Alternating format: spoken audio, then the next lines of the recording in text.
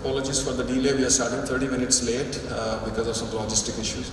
Welcome to 36th International VLSI Design Conference organized in Hyderabad. This is the session 3B, which is analog mixed signals circuits.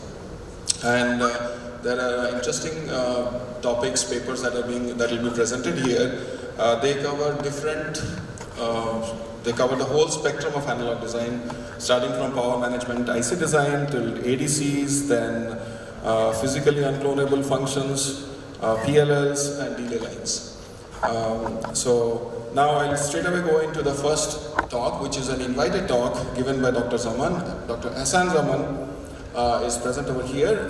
He received his BSc and MSc and PhD degrees in electrical engineering from University for Power Management and Integrated Switch Power supplies, where his research resulted in more than 20 IEEE publications and 5 patents. He is co-founder of Apple's Power Inc., a Toronto-based startup company for AC/DC power supplies for portable electronic devices. In 2018, Apple's Power was acquired by Semiconductors, a multinational company focused on power management ICs for a wide variety of AC/DC and DC/DC applications, where Dr. Zaman is currently working as Director of AC/DC Product Marketing. Before I welcome Dr. Zaman onto the podium, I would like to discuss a few things, how the thing is going to be presented over here. Every speaker gets 15 minutes to present the thing, and there will be a 5-minute question-answer session. We have a volunteer standing over there. After 13 minutes, she is going to raise the flag, suggesting that the time is going to end soon. So let's try to stick to the timelines. And finally, I would like to introduce myself. I am Vibhudatta Sahu, faculty in IIT Kharagpur, and the co-chairperson is Dr. Asudev Datta from IIT Hyderabad. So with this, I would like to welcome Dr. Zaman onto the podium and take over the stage. Thank you. Mr. Chair.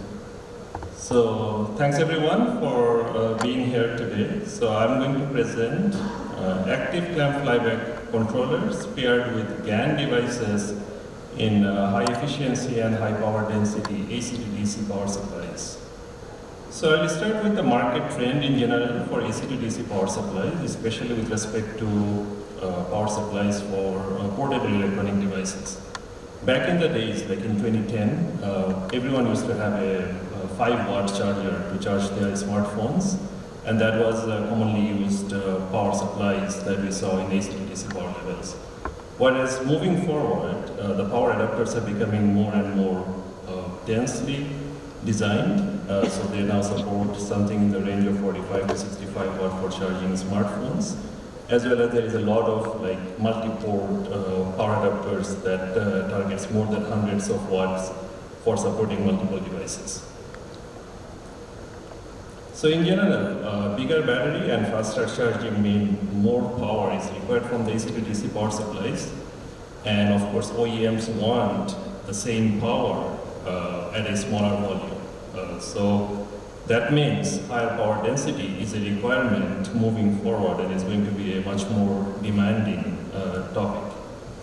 And of course, with the emergence of USB-C, which is the standard for charging smartphones and tablets and other portable devices, the higher power multi-port adapters are becoming more and more popular. The same power adapter that can be used to charge your laptop can also be used to charge your smartphones, and hence that standard is already designed to support multiple devices charging at the same time. Now, let's start with some technical discussion on the power density and efficiency and how they are related to each other. So, as an example, we'll start with a 60-watt power adapter that we used to have for Apple notebooks, the iBooks. And for a volume of 5-inch cube, roughly you needed about 87% efficiency to keep the thermal touch temperature within 70 degrees Celsius case touch temperature. So that means on that 5-inch cube volume, you had about roughly 9 watt of power losses without exceeding that 70 degrees Celsius touch temperature. Now the same power adapter, once it becomes more dense, the 65 watt power adapter, once it becomes much smaller, something in the range of like 3 or 3¼ inch cube, now the power density now goes from 12 watt per inch cube to 20 watt per inch cube. That means in order to keep the same temperature spec, in order to meet the same touch temperature spec, now your efficiency requirement is significantly higher. You have to be above 92% efficiency. Now, a commonly used architecture or power supply topology is flyback controllers, and commonly they are known as QR, quasi-resonant flyback converters. This is shown in this schematic here. And in this architecture, the leakage energy of the transformer is stored in a passive snubber, commonly known as RCD snubber. It's a resistor, capacitor, and a diode snubber. And there is loss associated with that. So what happens here is every switching cycle, all the losses from the magnetics, the leakage inductance, gets stored in the capacitor, and then they get dissipated as a resistive loss in the circuit. Now there are two downsides of this approach. One is related to that high voltage spike or ringing, shown with the number 1 here. And the high voltage spike basically contributes to additional losses in the system, and that energy is wasted at the heat, as well as there is a contribution towards electromagnetic interference. Similarly, on the second part of the switching cycle, there is additional losses due to higher QR voltage switching. So high switching losses related to a hard switching more than 200 volt. So with this architecture, the challenge is it is difficult to achieve more than 94% efficiency. Now, to address this limitation of these conventional flyback converters, there are several different approaches are taken, and I'm going to just quickly summarize what are the different approaches and mainly focus on our topic for today's discussion. So the first one is the use of wide bandgap devices are becoming more and more popular. Things such as gallium nitride devices or silicon carbide devices, because of their better switching performance profile, they are being used because to save losses on the switching devices, so the higher efficiency results from there. And then of course the faster switching speed allows you to reduce the size of the components such as the magnetics, reactive capacitors. And there is also another approach which is to use more advanced topologies or architecture. For example, active clamp flyback, which I will be focusing on today's presentation, as well as there are like soft switching flyback converters. These are more advanced topologies because they require a more advanced control method as well as a more complicated circuit. So now before we go into the topology, let's first quickly recap different types of gallium nitride devices. So the gallium nitride devices can be characterized between the two different types. There is a D-mode cascode device, which is basically a cascode device that has a GaN hemmed in series with a silicon, low voltage silicon MOSFET. So practically, when you are driving this GaN device, you are driving the silicon device. That's your cascode low side silicon device.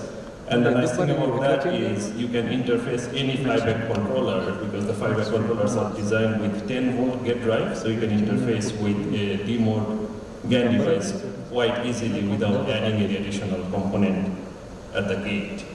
Whereas for the E-mode devices, they are designed with a 6 volt gate drive typically, and that means now if you want to interface a controller with the GaN device, you need additional component in the way. So you basically need to have additional interface circuit, like a level shifter circuit that takes 10 volt gate drive signal from the controller and converts it into a 6 volt gate drive for the GaN device.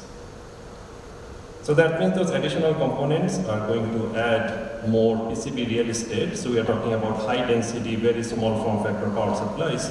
So any additional components results in some type of volume or size penalty. Now the way this active clamp flyback operation works is it can be divided into 4 steps in each switching cycle. The first step being when your primary FET, shown here by Q1, when that FET turns on, you have your leakage inductance and your magnetizing inductance being charged. And then in step 2, once the primary FET turns off, that leakage inductance now gets stored in the clamp capacitor. So it's a It's a body diode conduction through the clamp FET, and that energy gets stored in a capacitor. Now in step 3, what happens is once you turn on your active clamp FET or the high side FET, shown by that on FET here, that energy stored in the capacitor now gets recycled to the output. So that's the big difference. So in a QR flyback controller, whereas you are burning that energy as resistive dissipation, now you're able to recycle that energy to the output. Now in step 4, once that high side active clamp FET turns off, you actually use that energy that's cycling through the magnetizing inductance to discharge the COSs, the output capacitor of the primary FET. So that allows you to get to close to a zero voltage switching, ZVS, which means it's a more efficient switching method. So this waveform here shows the key advantages of the active clamp flyback. So as I mentioned, the first step was related to this high voltage ringing. So you, instead of doing a high voltage ringing or hard switching, now the active clamp allows you to do a much more softer switching. And on the second half of the switching cycle, now you have a much closer to zero voltage switching that allows you to reduce the switching losses. So combining these two effects, you get higher efficiency and lower EMI from active clamp flyback controllers. Now I'll just quickly show some examples and what we have done to evaluate these solutions. So this is a very high density 65 watt single port. It has a 1C type port adapter from Anchor. And roughly the volume of this is about 20 watt per inch cube. And it uses a power integrations solution. So it has a power integrations active clamp flyback architecture that has a flyback controller in a separate device and an active clamp FET and driver in another device. So it's like a discrete solution. You need two chip solution to complete the whole active clamp circuit.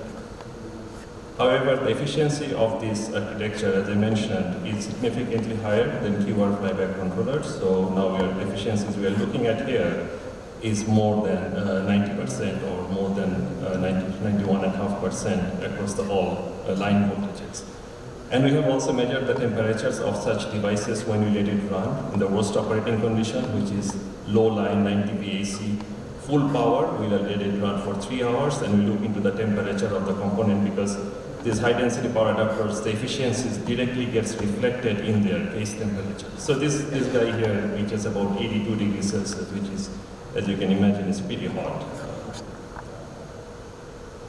We have also evaluated a Xiaomi 65 watt adapter that uses a separate active clamp architecture. This uses an active clamp architecture from Texas Instruments, but it also uses a GAN device as a primary switching FET as well as the active clamp FET. But this solution here is even more discrete, so it requires separate gate driver and separate GAN FET for both the primary and the active clamp high side. The efficiency of this is slightly better. It's slightly better than the previously shown PI solution, and that's why the worst case touch temperature for roughly about the same volume, 20 watt per inch cube, is 75 degrees instead of 82.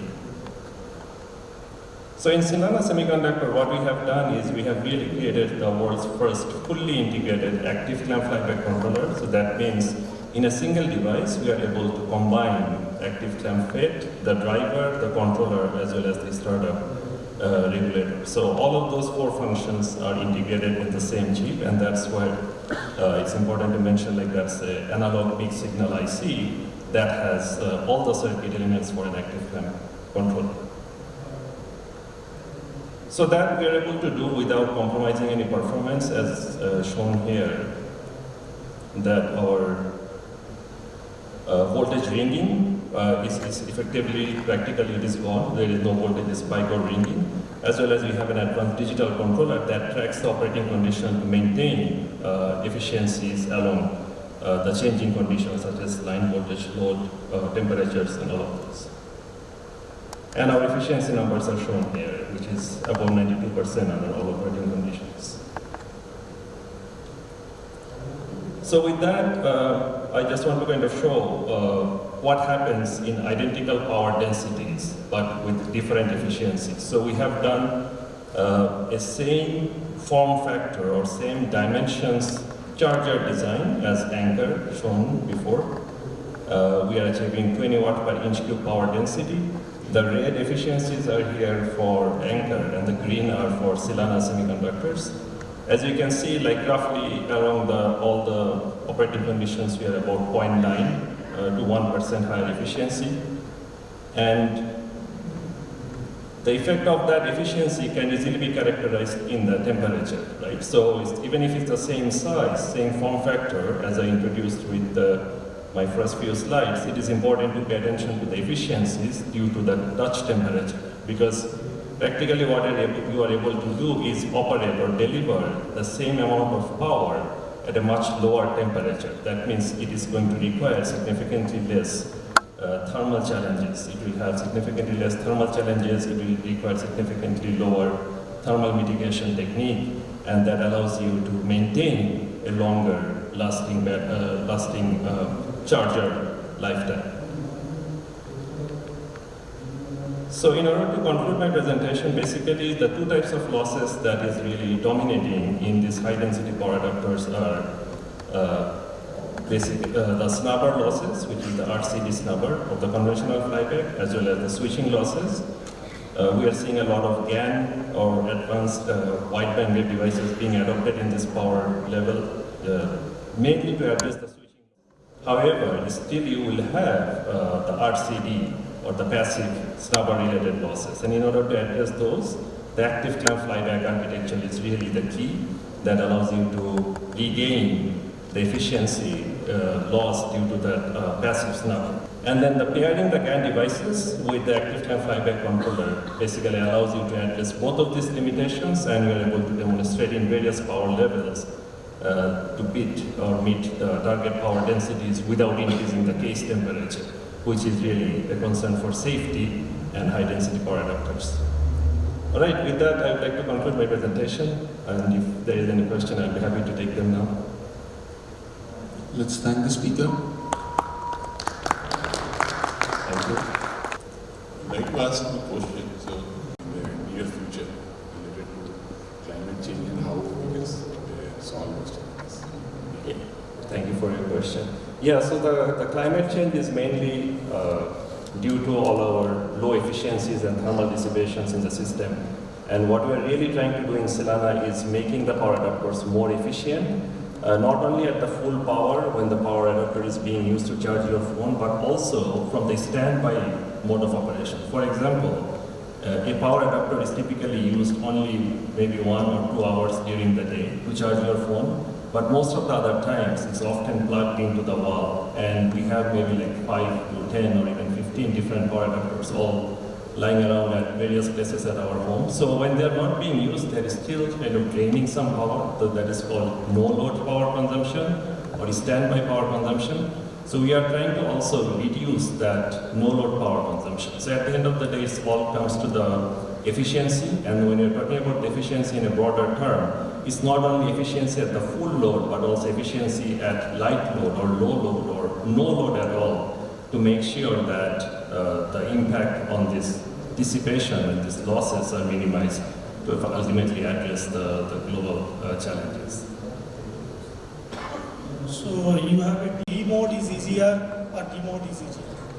I think from the GaN manufacturing point of view, I would assume E mode is easier, both in terms of packaging as well as device fabrication. But D mode is much easier to work with from my controller perspective, because I then can directly interface with the device without adding additional peripherals or label shifter. That often kind of results in PCB real estate. So, But my question, you have taken 12 volt. Is it a necessary to take 12 volt or any other regime behind that? 12 volt supply because of that is a 12 volt?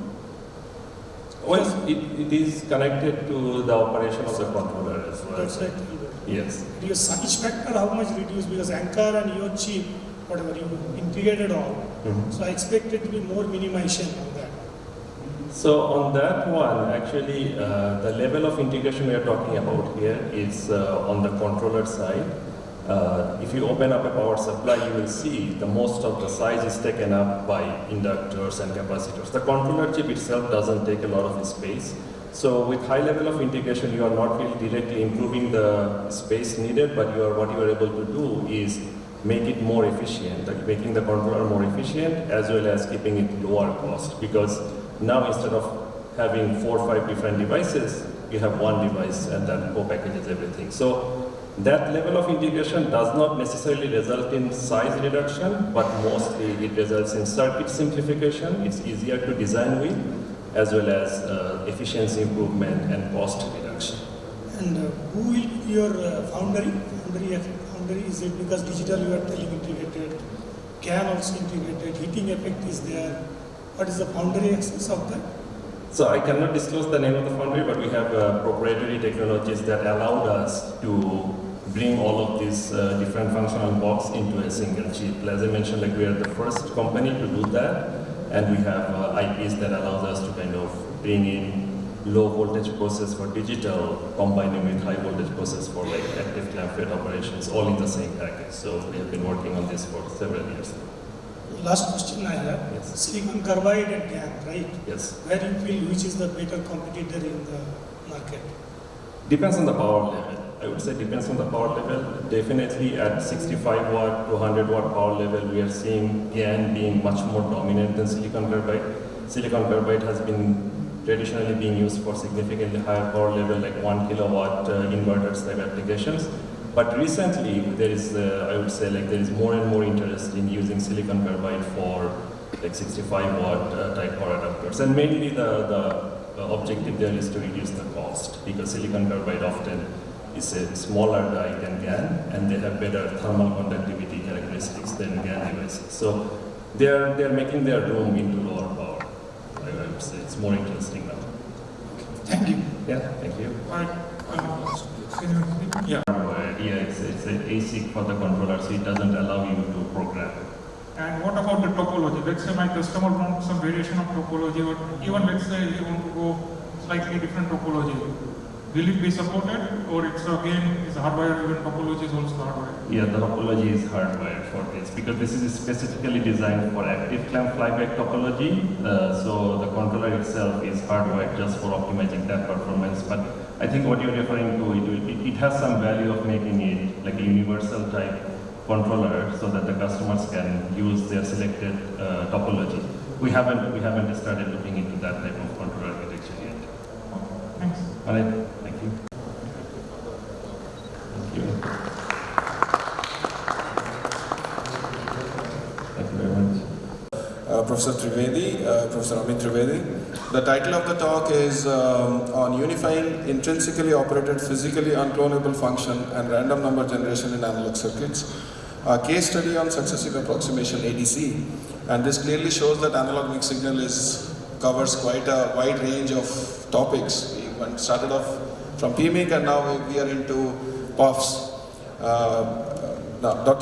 Professor Trivedi is an associate professor in the Department of Electrical and Computer Engineering at University of Illinois in Chicago. His research interests include hardware for machine learning and hardware security. He has been awarded Sigma Xi's Best PhD Thesis Award from Georgia Tech, the NSF Career Award, and the IEEE CAS Seoul Chapter Award for his related research. Let's welcome Professor Trivedi onto the podium for the talk. I'll talk about some of the work that we have been doing in exploiting analog circuits for security applications. So this talk title is a little bit longer, but we will see where we are coming from and how these ideas are actually being applied for security applications. Security of difference will become the response of this design. Just like PERF, it is going to be unclonable because these variabilities cannot be predicted in advance. So you will have a solution which will be very good for this application. Right? At the same time, we can also exploit these capacitors to create good solutions for random number generation, because a lot of these capacitors, the capacitance is only slightly different, and they become a very good source to create high entropy random numbers from here. So the idea here we developed where we build some very simple circuits around a SAR ADC and wrap them around the circuit to extract these features from the capacitive DAC where we were able to identify which capacitors have significant variations and they can be used for designing a puff kind of CRPs, as well as capacitors which are very similar to each other and are going to be very good source for random number generation. So this unified architecture will basically combine puff features. This will also be good for random number generation, in addition to having its typical functionality of data conversion. Right? In the paper, we actually identified different new design insights when we are designing these kind of unified circuits, where we identified different considerations that will play a very important trade-off. For example, high variability will be very good for puff. We will have lot more CRPs, but this variability will also affect the functionality of a typical RADC operation. Right? So these unique insights emerge when we combine multiple functionality in one single circuit in this manner. Okay. So the test operation for these designs is going to be that we are basically trying to find those capacitors which are significantly different. In the phase one, we pre-charge both of the input lines to a comparator to a common voltage, and after that we select two capacitors and basically scan all the capacitors at either end to identify those pairs which produce a consistent and random response because of their process variability. Okay. Likewise, we can exploit the comparators output for the random number generation also to identify those capacitors which are so identical to each other that the output of comparator is completely dominated by thermal noise and has a good entropy in the output. Okay.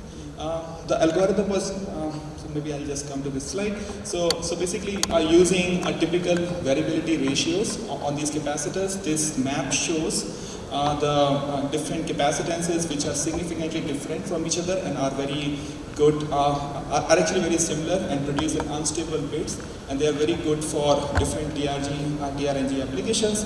On the right side, the chart shows that using typical variability in the capacitors, we can get a very good Hamming distance in the outputs that are being produced, and these designs are going to be almost as good as a dedicated puff, and they will serve the purpose of fingerprinting without necessitating so much of resources. We also analyzed the design against different non-idealities. For example, we injected different noise in the low significant bits and in comparators offset. We see that these designs are fairly insensitive as long as these variabilities are common mode. They do not really impact the functionality or the reliability of these circuits significantly. We also analyzed different design parameters, for example, the size of these capacitors, which also affects the quality of the output that is coming from here. Okay. So in this chart on the left, different tests were performed on the modified SAR ADC based on random number generation, and across the different comparator offset, it shows a very good performance where the design is quite reliable across this spectrum.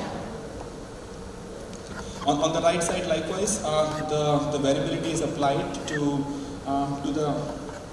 Okay. On the right side, the variability is applied to the unit capacitor, which also likewise shows a very good performance, where only in couple of the tests we see a lower pass ratio as the variability is increased, but many other tests show a very good performance here. So this table basically compares the performance of our SAR ADC based puff against typical puff, because we do not need those many resources. We do not need to build these ring oscillators or build these complicated circuits for the fingerprinting. These designs are significantly more efficient compared to typical puff operation. So we found that our designs were 5 times more energy efficient compared to a typical puff, which is quite significant. Also, although you pay a cost in terms of ADC's operation, because ADC's becomes worse, so we found a 10% penalty in those cases. But overall, from a system perspective, if you think about the scenarios where security is very critical and you do not have much resources to to devote for that, because you have to pack a lot of functionalities within a limited footprint or area of power budget. These solutions are promising because they allow you security without building a dedicated robotics for that. Alright? So in summary, we presented a unique perspective on designing security functions where we do not separate security from the typical functionalities.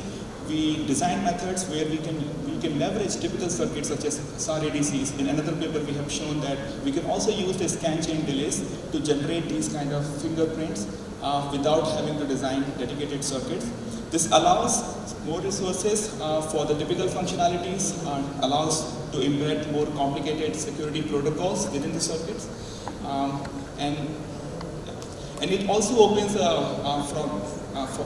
for an academician, it also opens a unique perspective on the design, because once we design these circuits for multiple objectives, it also changes the different trade-offs as well as different requirements on these designs. Right?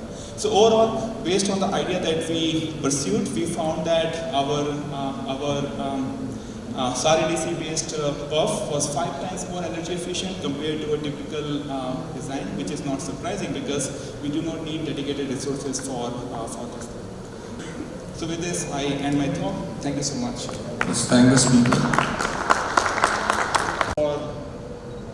For the DRNG, we did perform typical tests that are being performed for a random number generator. Of course, these designs are not going to be as good as a true random number generator, but when you put the perspective of the resources also in these designs, they become competitive in that sense. Likewise, for PUF also, we found that the having distance that we found was very close to ideal, although there is some distribution here, but it still functions pretty well without having to design these dedicated PUF in these cases. One more thing I want to know. So what is the variation in the capacitor in terms of a MOSFET threshold voltage? Yeah, so these capacitors actually are much more reliable compared to a threshold voltage variation, right? So threshold voltage variation keeps increasing, like at 45 nanometer you will already have a 3 sigma of 75 millivolt or so. Here we assume 5 to 10% variation, so the capacitive variation is smaller, which is challenging for designing PUF because you are operating with devices which are already quite consistent. But on the other hand, you get a huge number of these devices even for an 8-bit ADC that allows you to extract a huge response on CRP from this thing without having these resources. Thank you. Which makes sense. Thanks. Okay, so actually one of the goals in this study was to actually come up with solutions for these legacy chips. So you don't. The chips which were designed, let's say, early in 2000 or before that, and it were not designed with dedicated security primitives built in them. We found that there are opportunities to even secure them. For example, not in this paper, but in another paper, we showed that these chips often come with different built-in circuits. For example, measuring the scan part delay. So in those cases, you can actually identify and you can run these protocols in the runtime where you can send a challenge, and the chip will actually measure the different difference of delay among different scan paths, and based on that output you can verify if your design is reliable or not.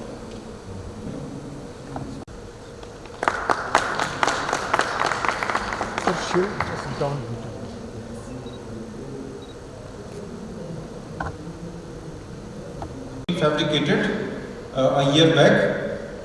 So this particular device has the acceleration coming from the HBM stack. So this device has Versal adaptable hardware and the HBM stack. And as you know, it contains memory stacks. And in this case, each stack has the 8 channel, and every channel has 2 pseudo channels.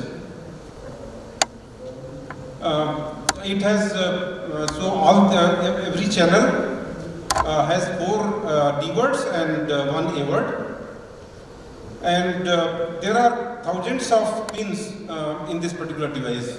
And the connection between the versatile SBM hardware and the HBM stack is done using a silicon interposer. So going further into more details, I would like to talk about the clock propagation from the controller to the DRAM and then back to the controller again. So clock is generated inside the controller from the PLL source, and then it gets propagated to all the D words and A words residing in the controller, and then through the CKT pin and the CKC pin, you can see on the top side, using the silicon interposer, it goes to the DRAM, and then it gets buffered into the DRAM. I mean, it does a lot of other functions inside the DRAM itself, and then it comes back onto the RDQS-C and RDQS-T pin.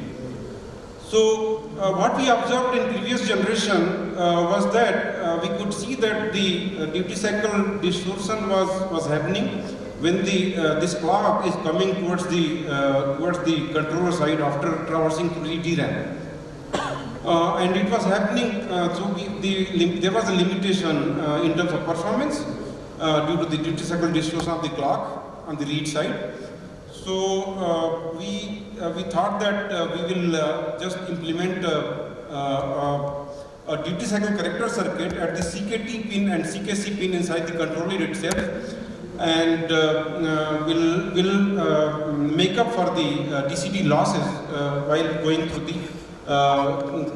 the DRAM using the RDQS training. So that was the main motivation we had. So going further into the details of this technology, both data and clock and address, they are double data rates, and write DQS is 90-degree phase shifted with respect to WDQS, and read DQ is aligned to the RDQS. So what it means is that the severity here is on the read side, because the read DQ and DQS both are is aligned. And if you know, the clock has to be exactly in the middle or very close to the middle of the data I. That is the primary requirement to get the maximum throughput out of your system. So, how we do that? This is a problem, and how we solve this problem. So, what is done? So, in this particular system, what you do, we introduce a delay line. So, we need a DISQ. So, we need per pin DISQ, and this per pin DISQ is achieved using a delay line. Which is shown in figure 3. So delay line, so here, since the data and the clock, data and the RDQS, they are edge aligned, we may need, maybe in some cases, in this case, for example, we need 100 picosecond. So 100 picosecond, to realize that we need a coarse delay, which is in tens of picosecond step, and then we also need the fine delay to trim finer steps like 2 picosecond. So, and there is a decoder you can see in figure 3. So this decoder controls the amount of the delay we want in the system, and then you have the coarse delay and the fine delay. And traditionally, so coarse delay, if you see here, coarse delay chain contains the NAND gates, and each step or each tab is 2 NAND gate delay in this case. And for the fine delay, traditionally what we have done, we have bifurcated into 2 stages. The first stage has the 4 tabs, and the second stage has the 3 tabs, and that we have to do because we want to have the signal polarity transmitted properly. And then you can see in figure 6, we have the relationship between coarse and fine delay relationship, and every 8th step of the fine delay is the coarse delay in this case.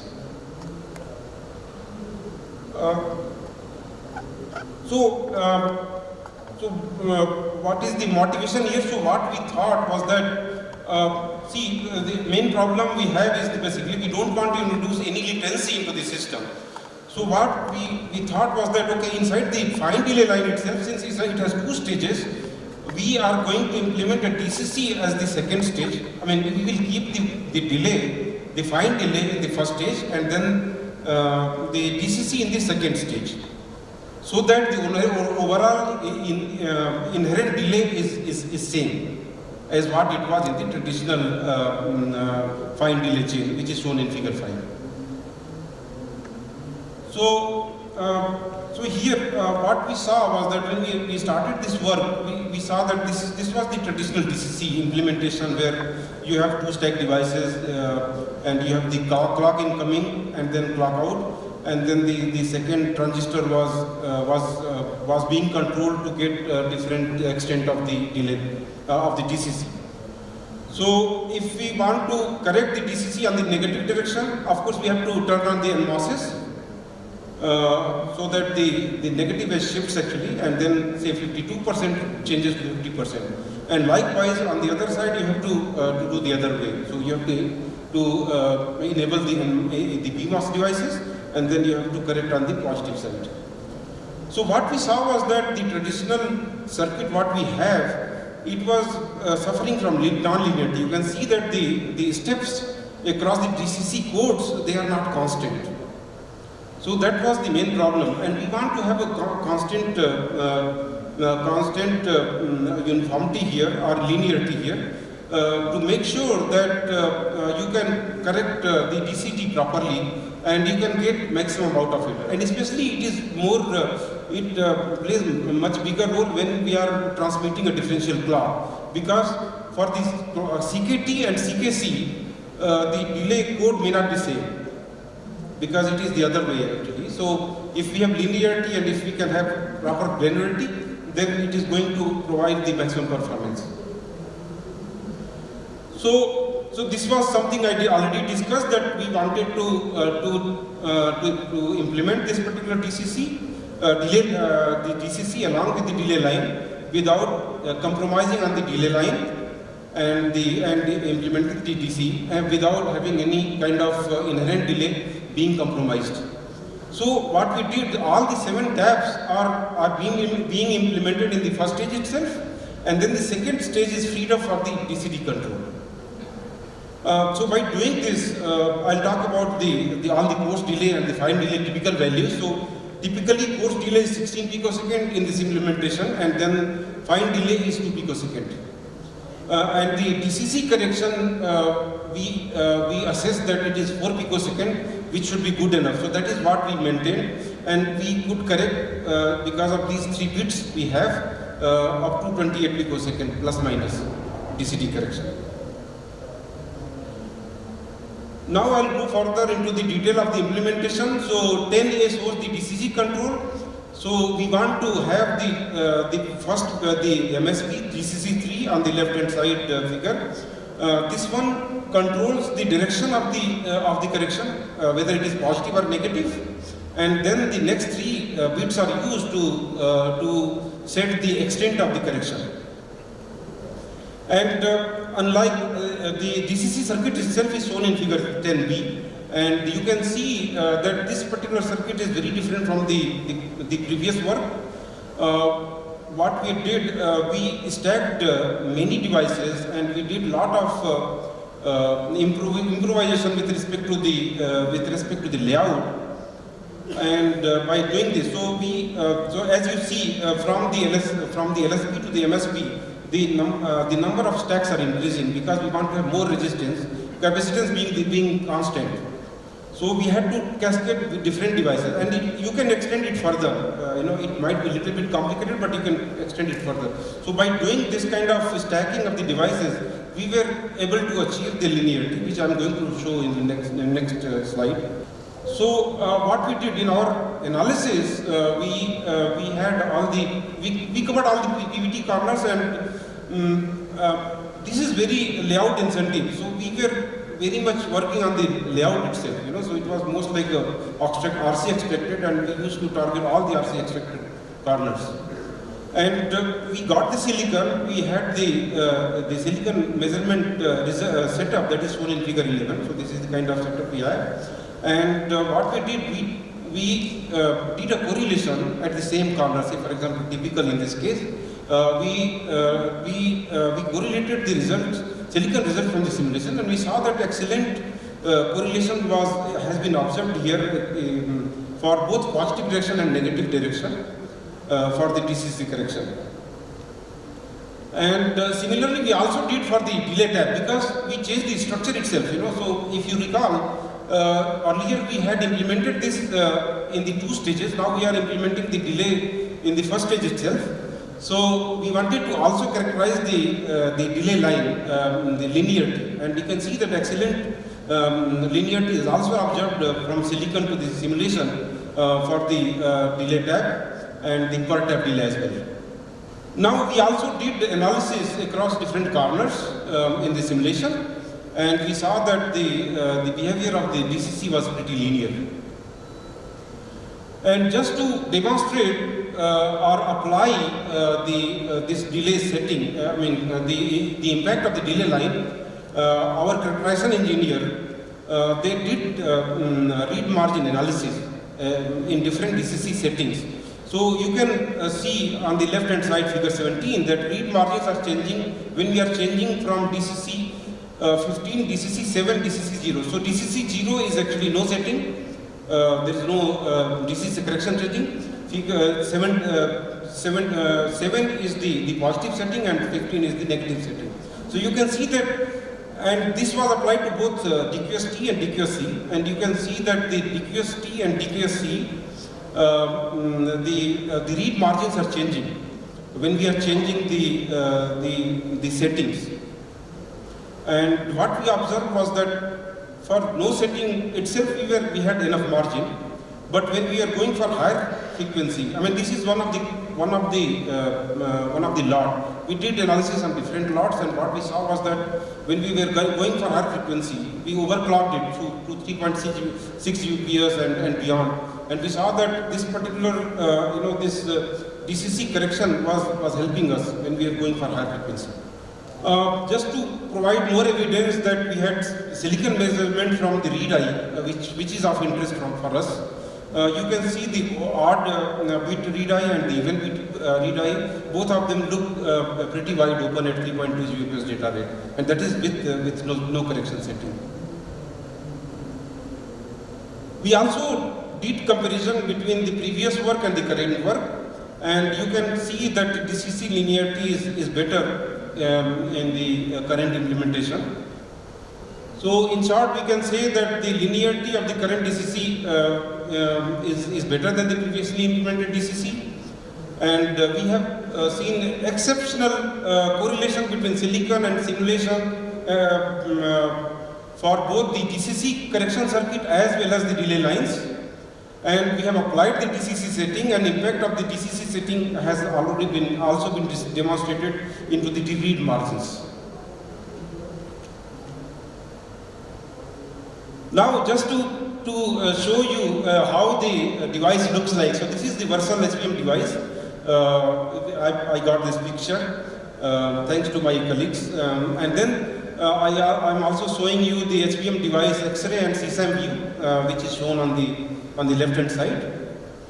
And just to conclude that we have designed a novel duty cycle correction circuit with having proper delay line, and there is an exceptional correlation observed between the silicon and the simulation, both for the delay line and the DCC, without compromising on any of the latency requirement. So, in future, what we did, we also, I was talking about the RDQS training. So we wanted to have this as a part of the RDQS training, but it was not required. So we did some investigation and we did some progress with respect to the RDQS training. But in future, we would like to have this DCC feature as part of the RDQS training to get maximum performance at, say, for example, 6.4 Gbps data rate or beyond. And in future, we may also need to have finer steps, because we are going at a high frequency, and maybe we need to have the extended DCC range, not with respect to the 28 picosecond, but overall. I would like to thank a lot of guys in my company who helped us during different phases of this particular work. There are, so these are the references we have cited during the course of our investigation. And so this ends my presentation. Any questions on this?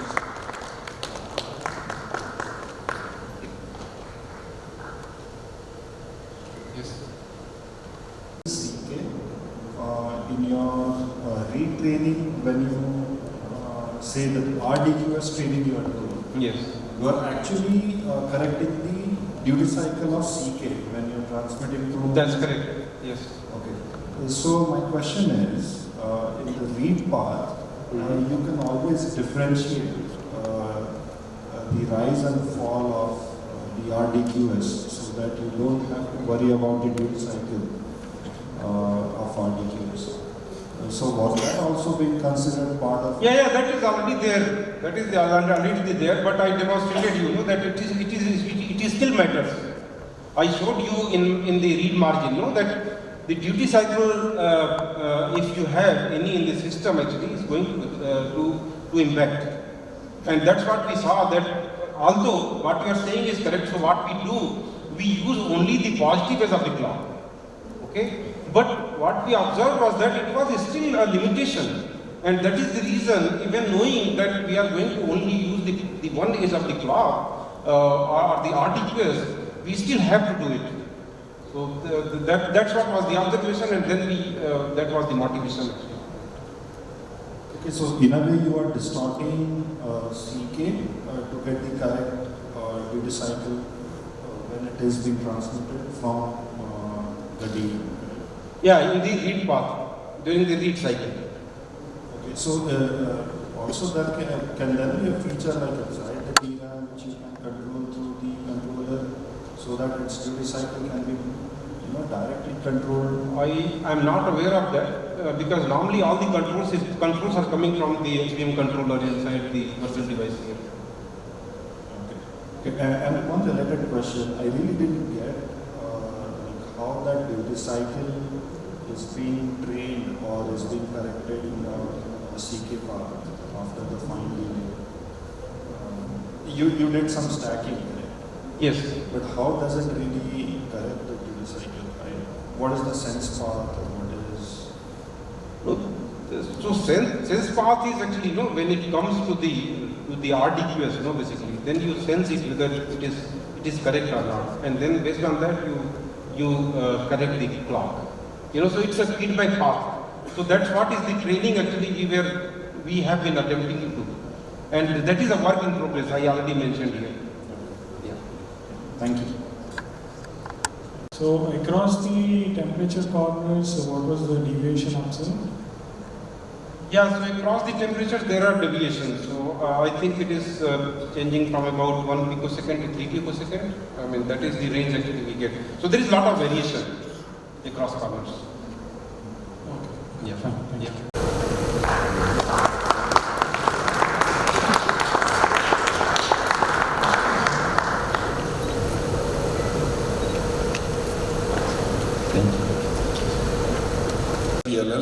With a 0.05 to 2 megahertz in-loop phase modulation and minus 70 dBc reference per for telemetry applications.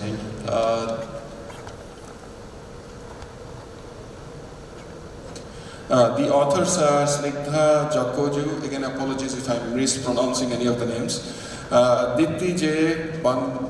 Bandaropalli, Anil Srikant, Saji Thomas and Saurabh Saxena. The speaker is, the presenter is Snigdha Jakkoju. Snigdha is an MS student in the Integrated Circuits and Systems group of the Department of Electrical Engineering at IIT Madras. She has obtained her BTech degree in the Department of Electrical Engineering at IIT Ropar in 2019. She works in the area of clock generators and analog mixed signal integrated circuits. Let's welcome the speaker. Title 2.25 GHz PLL with 0.05 to 2 MHz in-loop phase modulation and minus 70 dBc reference curve for telemetry applications. This is the outline of my presentation.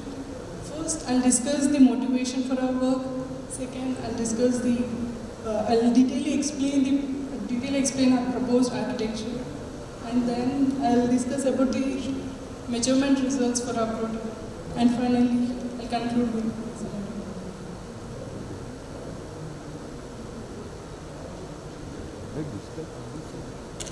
Conventionally, phase modulation is done in 3 methods. First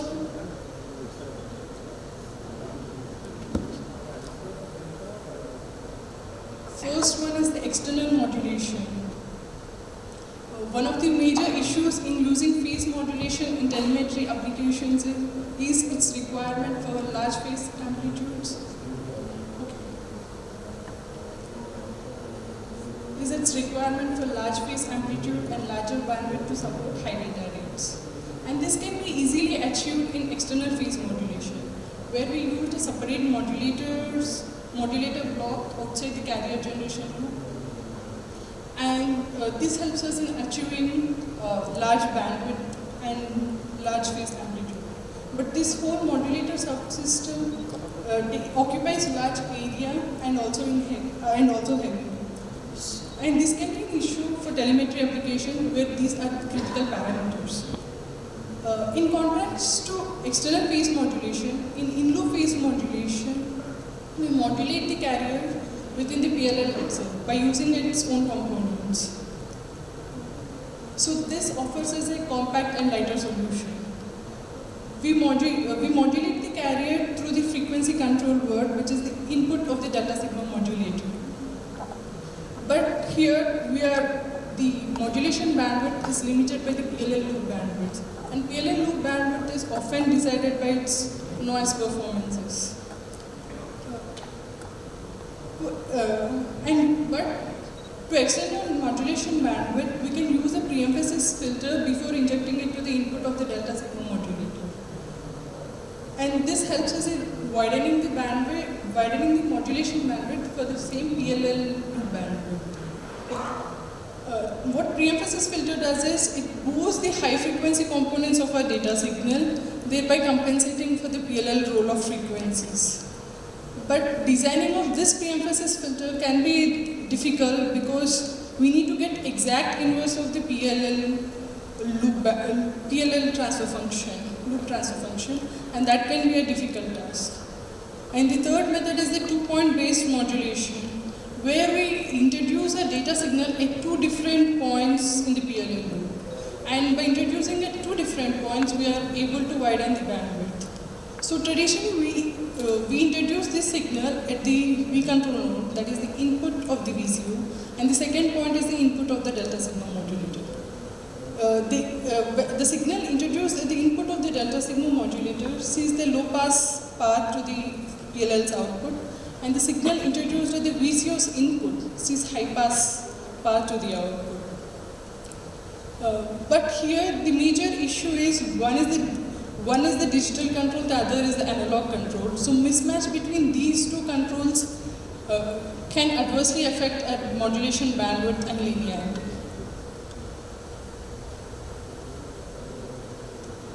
This is the block diagram of the proposed in-loop phase modulator. Here in this architecture, we are introducing a data signal at the input and the output of the loop filter. Thereby, we are able to achieve wider bandwidth for the modulation. And the carrier frequency which we have used is like 2.25 gigahertz. And the fractional and PLL fixed this to 2.25 gigahertz. This is the schematic diagram of our proposed in-loop phase modulator. For this prototype, we have used an ADF4356 PLL IC, which hosts phase frequency detector, charge pump, voltage control oscillator, and a fractional and frequency divider. And for the loop filter, we have designed a 4th order op-amp RC-based active filters.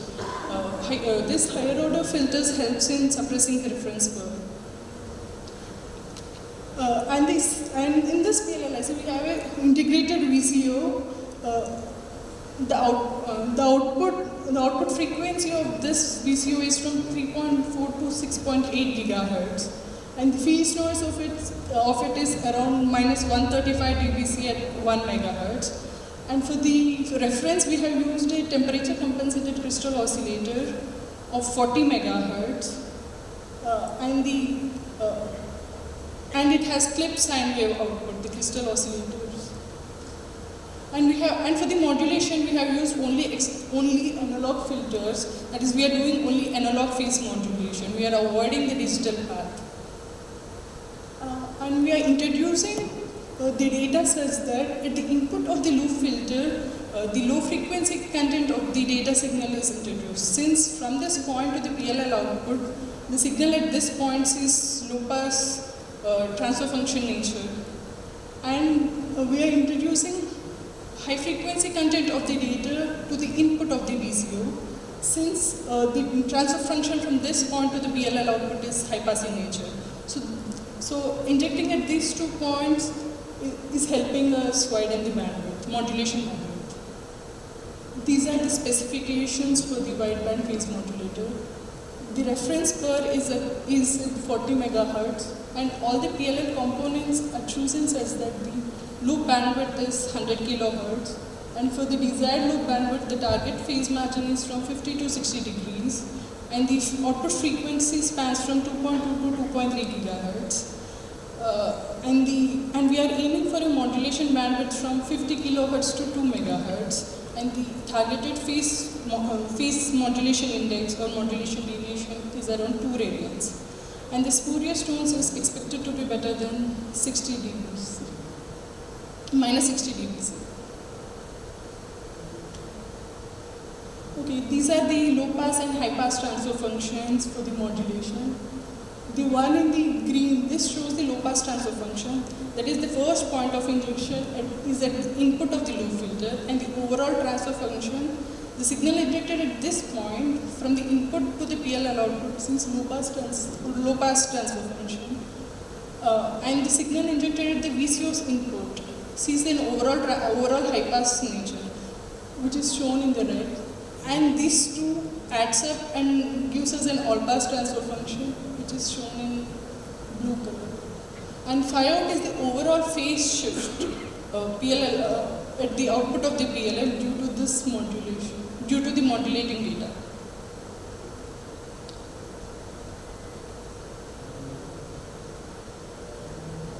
And this is a PCB board and test prototype. And the PLL prototype is programmed by using FPGA board, and all the performance is measured using RF source, phase noise analyzer, and real-time scope. And we have given the RF modulating input using a signal generator. This slide shows voltage spectrum of unmodulated PLL output and also phase noise.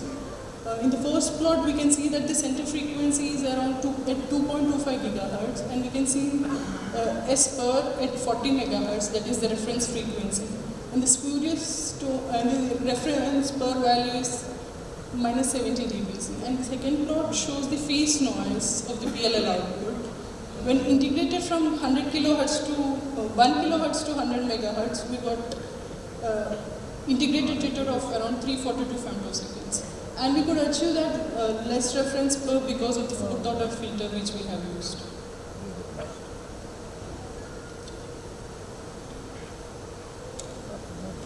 This slide shows the modulation gain of the phase modulator, loop phase modulator. To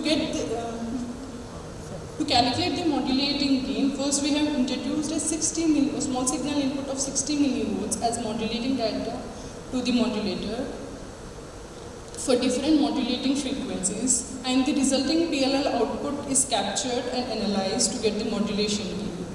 And for the simulation for the simulated gain in the blue curve, we have done loop transfer function analysis in MATLAB, and we can see that the gain roughly flats over 2 megahertz modulation bandwidth.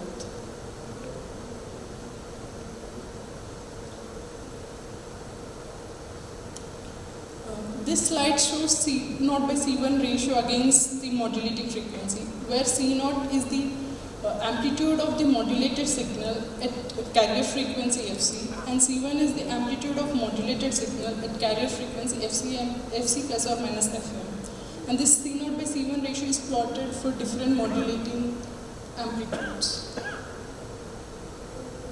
This slide shows the modulated voltage spectrum when modulated for modulation index of 2 radians, and the first signal is at 100 kilohertz, and we have modulated our carrier with a 100 kilohertz modulating signal, and the obtained C0 by C1 ratio is around minus 6.37 dB, and the second modulating signal is at 2 megahertz.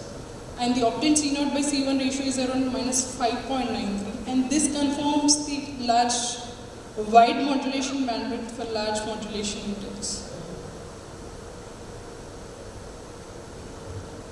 To verify our functionality, we have given a 584 millivolt sine wave signal of 2 megahertz frequency to the as the data signal to the PLL. And the resulting output data is captured using real-time scope and demodulated using IQ demodulator in MATLAB, and the resulting demodulated phase is as shown. The obtained demodulated phase is around 3.77 radians per minute.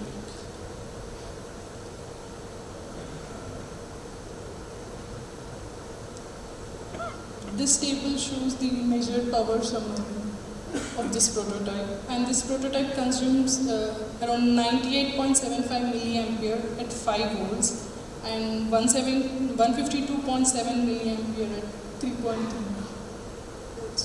And the power consumption of various blocks are as shown.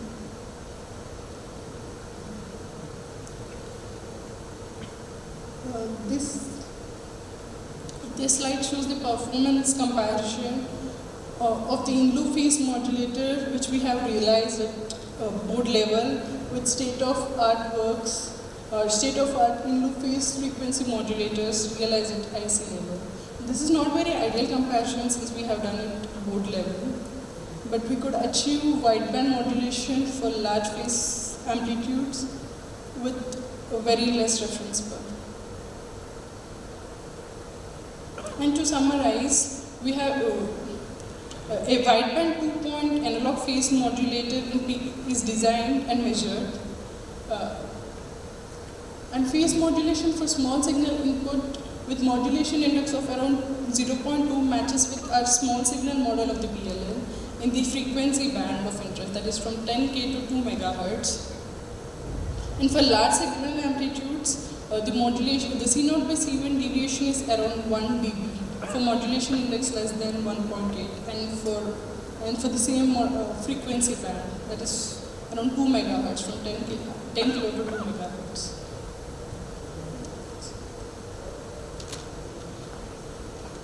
And these are the references which we have used in our work.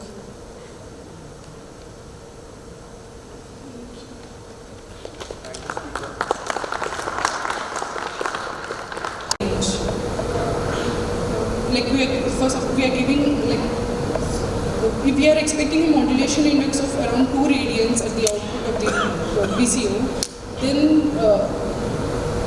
then for that modulation range, there will be a swing at V control.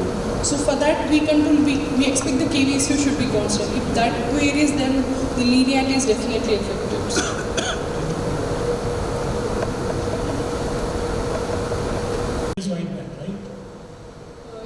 So why?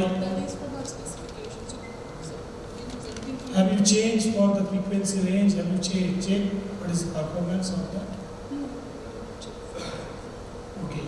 So during the making the loop filter, how their noise impact? Have you checked the noise impact of the loop filter on that? Yes, we did check, but the majority of the contribution is from VCO bureaucrats, not from the filter. See, R is always depend on the loop filter noise, right? Basically. It will not depend on the loop filter noise, but it will depend on the offset we get because of the mismatch in the charge point. Right? So we use higher order filters just to suppress the reference curve. Okay, fine. Sir, this.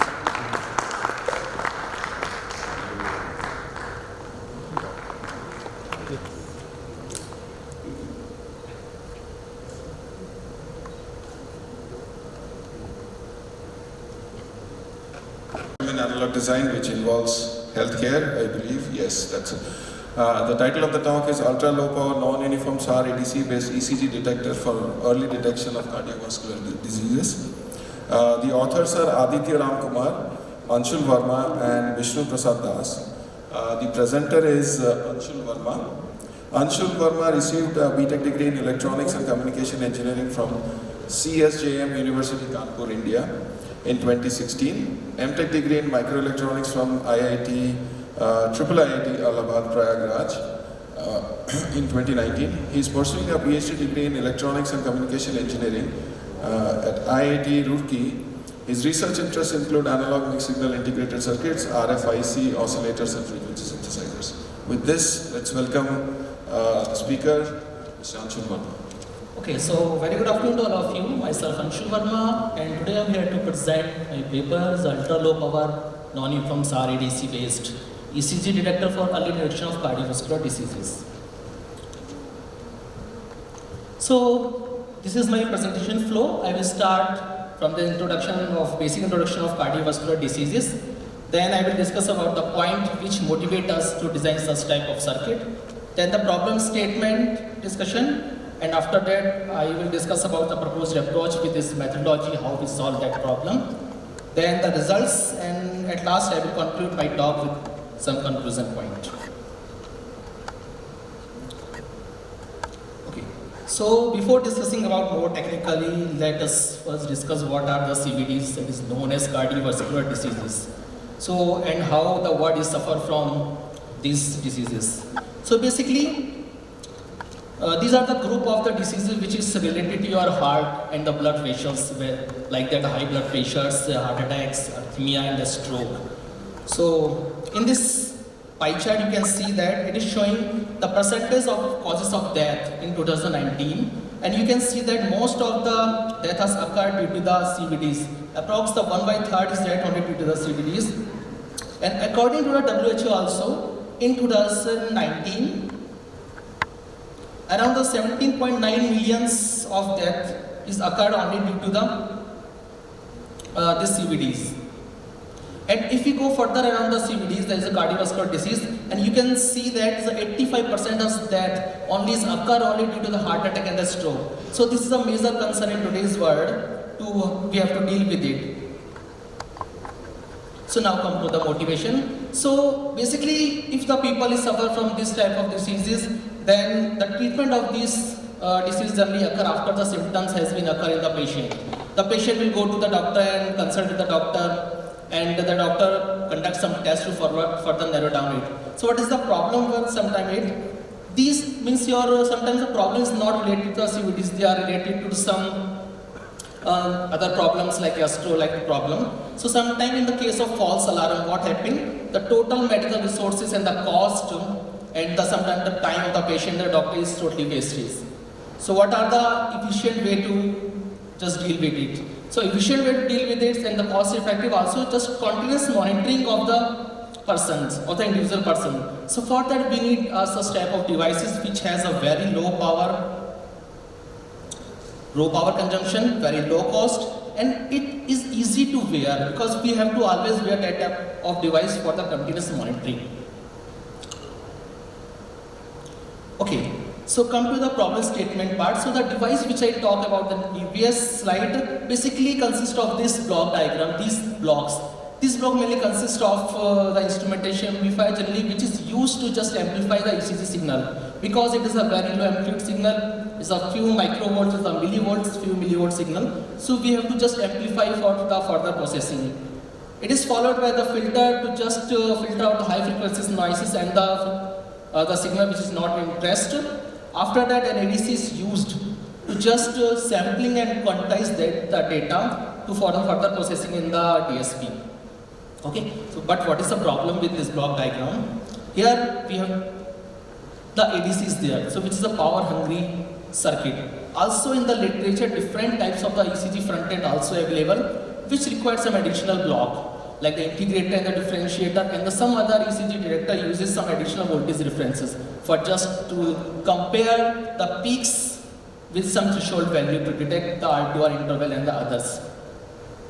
And some are also available which is only able to detect the QRS complex. Basically this is the R to R distance which detect your heartbeat. Okay, so but it is not able to detect other peaks, so which will lose the information.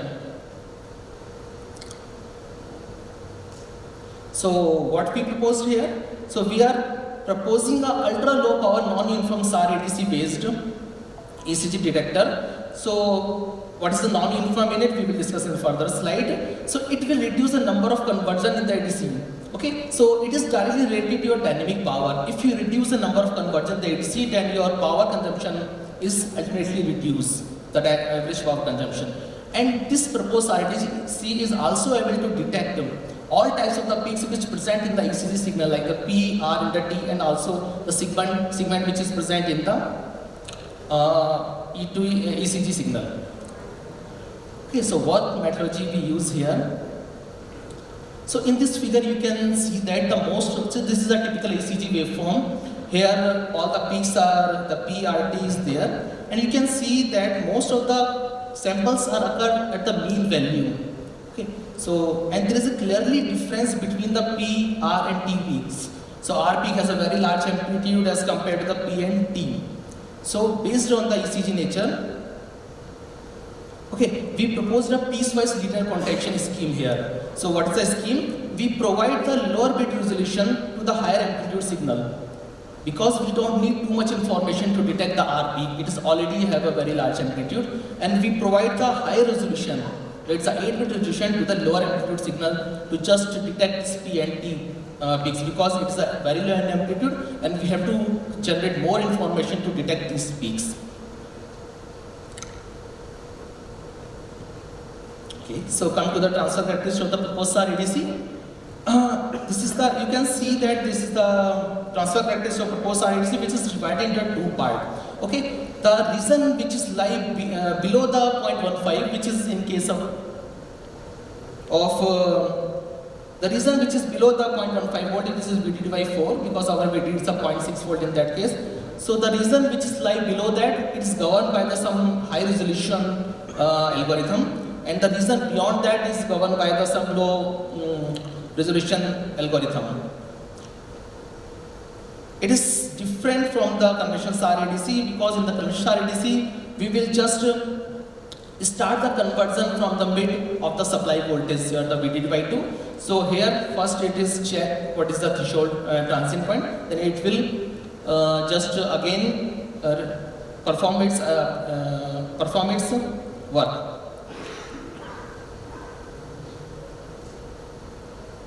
Okay, so by using this non-uniform SAR ADC, only the 7 conversion cycles are needed if the signal is below lie of the transient voltage, and the 4 conversion cycles are needed if the signal is lie beyond its transient voltage.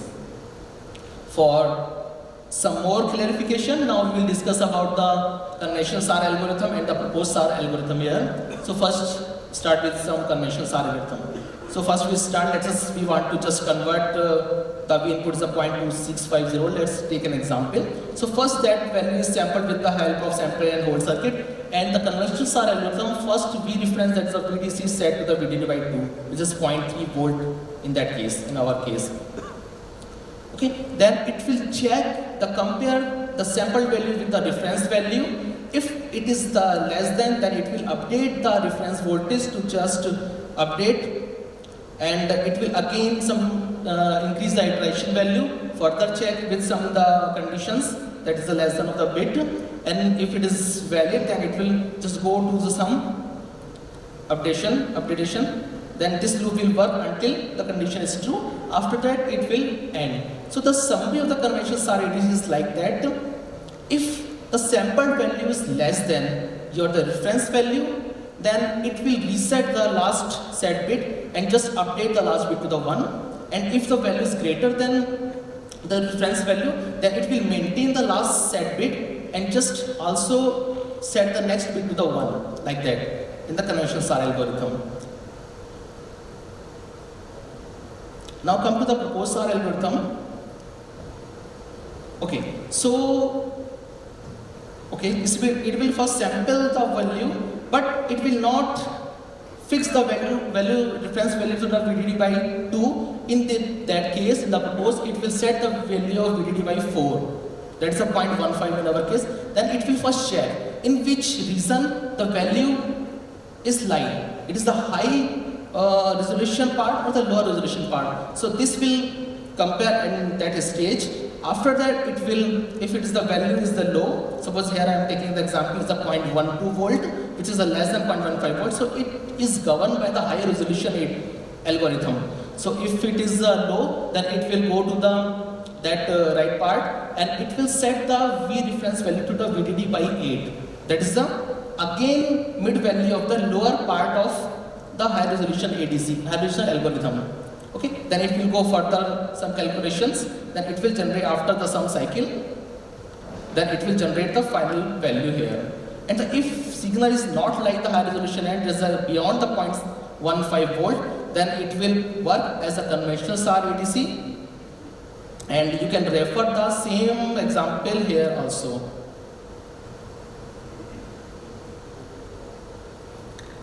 Okay, so come to the layout of the proposed SAR. This is the layout of the proposed non-uniform SAR ADC, and here you can, this is designed in CMOS 65 nanometer library at the 0.6 volt, and the SAR logic is designed here, which is in the right side below. In the DC and the IC compiler, it is synthesized with the help of DC and IC compiler, using some industrial standard shell library, and the two-stage dynamic comparator layers is used, and with the binary weighted tag. It consumes total area, occupied area is a 0.06 millimeter square. Okay, so come to the results part. For the validation of the design ADC, we are using here the ML2 signal from the MIT PH Arithmetic database. So here you can see that this is the figure 7 is the input waveform for the ADC, which is taken from the MIT PH Arithmetic database. Here you can see that all the peaks R, P, and the T and the S3 segments also there. After the passing of the proposed ADC, the figure is a reconstruct output of the ADC, proposed ADC, and you can see that here all the peaks are easily detectable, and the result is the difference is also maintained with it. Okay, so it is designed post-transformation done into the guidance of Archiso, and the comparator running speed is at 20 kHz with the sampling is runs at 2 kHz speed sampling rate for the ECG signal. Now come to the non-AT analysis. So for that we are plotting here the INL, DNL and the SFDR basically. So here I am getting, so here we are getting the INL, DNL is around, in the case of 0.22 is the DNL is the 0.869 for the INL, and the right side the figure 10 is the SFDR, which is 38.21, and it is plotted for after the taking the FFT for the 4096 plot by using the some handing window in the cadence, and it is the value is affected of the SFDR is due to the only because we are intentionally provided non-linearity to the circuit. The circuit is too much non-linear, that is why the value is affected here. And now come to the power analysis part. Okay, so here we are comparing the uniform SAR ADC if we design for the same bit and the non-uniform SAR ADC. So here you can see that in the analog power there is no much difference, but digital power, because it is optimized for the SAR algorithm, so there is too much difference in the digital power. We are getting approximately the 38% power reduction in the non-uniform SAR ADC with a 29% total power reduction obtained in this non-linear SAR ADC. And this power further we can reduce if we use some optimized standard shell library at 0.6 volt. So currently we are using here the 1 volt standard shell library, so which also we can reduce further if we design some optimized standard shell library for that voltage. Okay, so this is the state of the competence. So here we are proposed the 8-bit resolution ADC, and we are claiming here the 40.3% power improvement over the 7 as compared to the 7, and 79.4 improvement over 4 in the average power consumption here. So finally, if I conclude, so we are proposing a non-uniform SAR ADC, which is designed using the TSP 65 nanometer process node. Okay, so here we are claiming that the 29 more power efficient circuit if we design the same bit for the uniform ADC for the same resolution, and the ADC worst case real is a 0.288 with the angle of 0.869. And last again, the post-error simulation also confirmed that the ADC is able to detect all types of the peak which is present in the ECG signal, and also it will also verify all the extracted result. These are the references which used basically design this type of the circuit for the literature.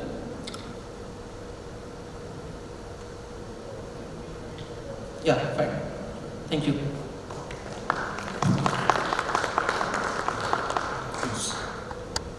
How you are generating them? Oh, there is no difference. There's two different reference.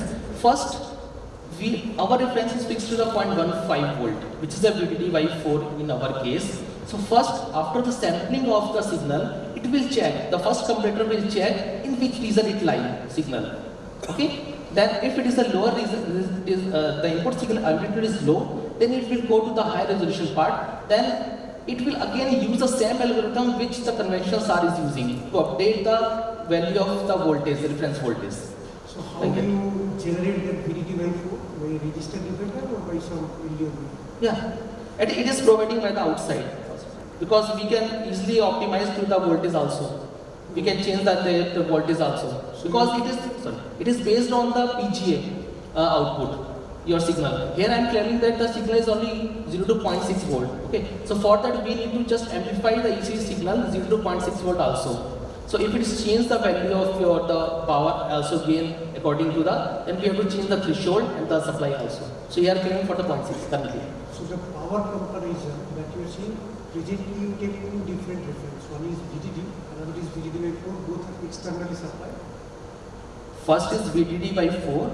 It is cons, which is 0.16 volts, 0.15 volt, and if it is a conventional like in a algorithm, it's the point VDD by 2, which is a 0.3 volt.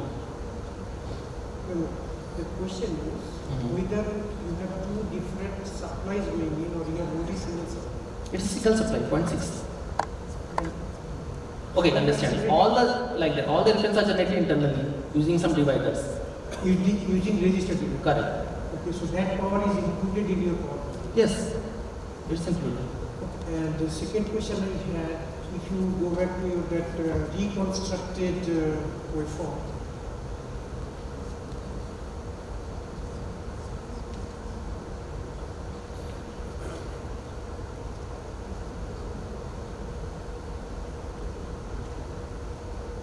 yeah, I have two questions here.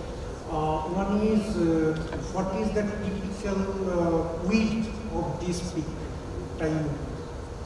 The time difference between R2R? Next session is can you take this offline? Yeah. This ADC can be used anywhere. Okay.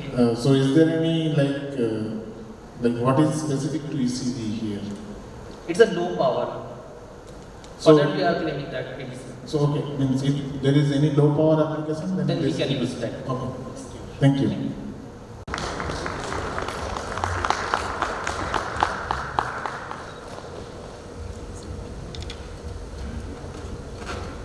Cell staff, of course the organizers, and a volunteer for facilitating this session in a smooth and nice manner.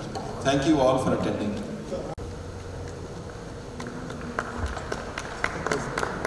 Just turn it down, sir.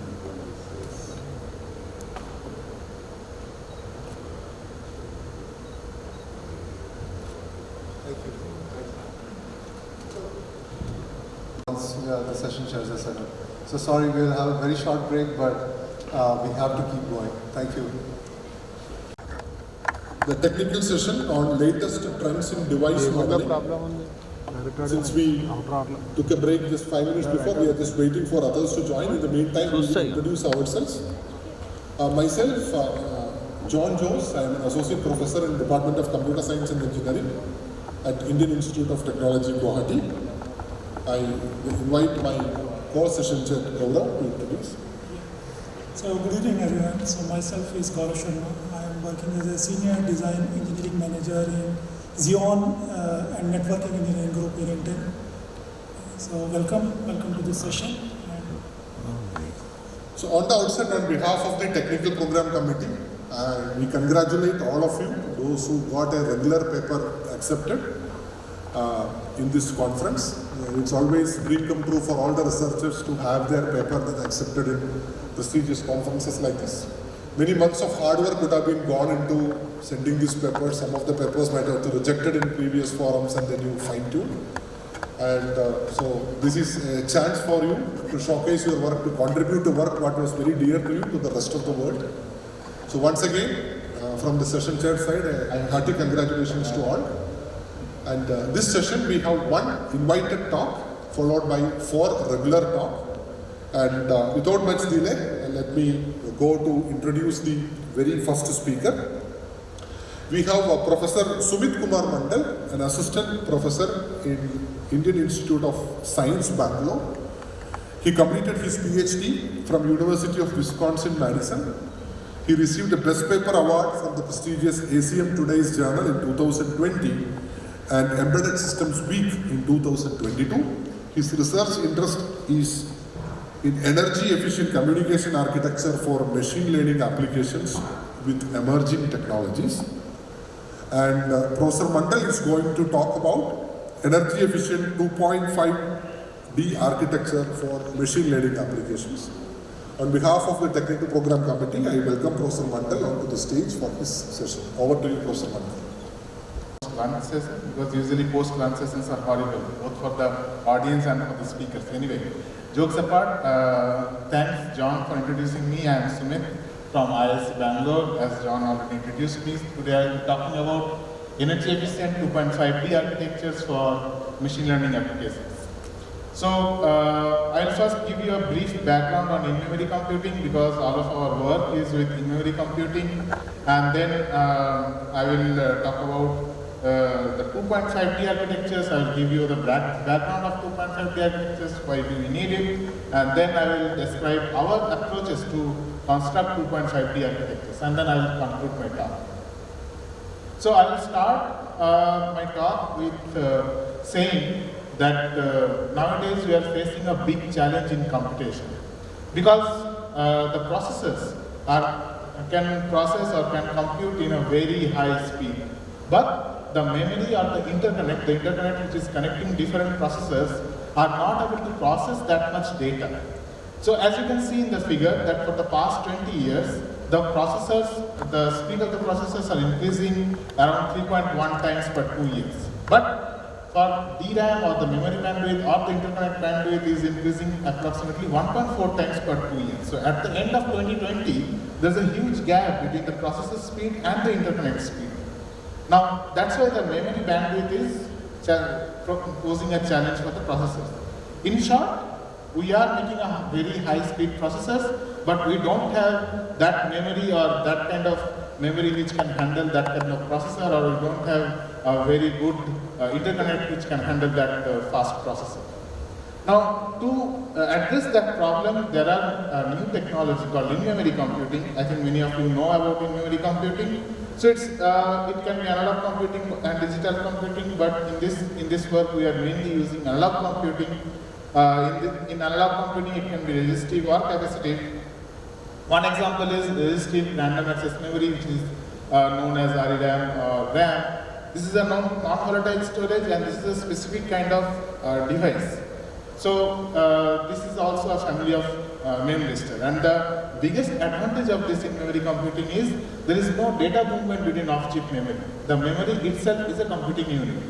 I will try to give you a brief idea how the in-memory computing work, or what can in-memory computing devices do. So in this figure, there are two figures A and B. If you can see in figure A, there are two resistors. The conductance of the resistor, conductance is nothing but inverse of the resistance, is G1 and G2.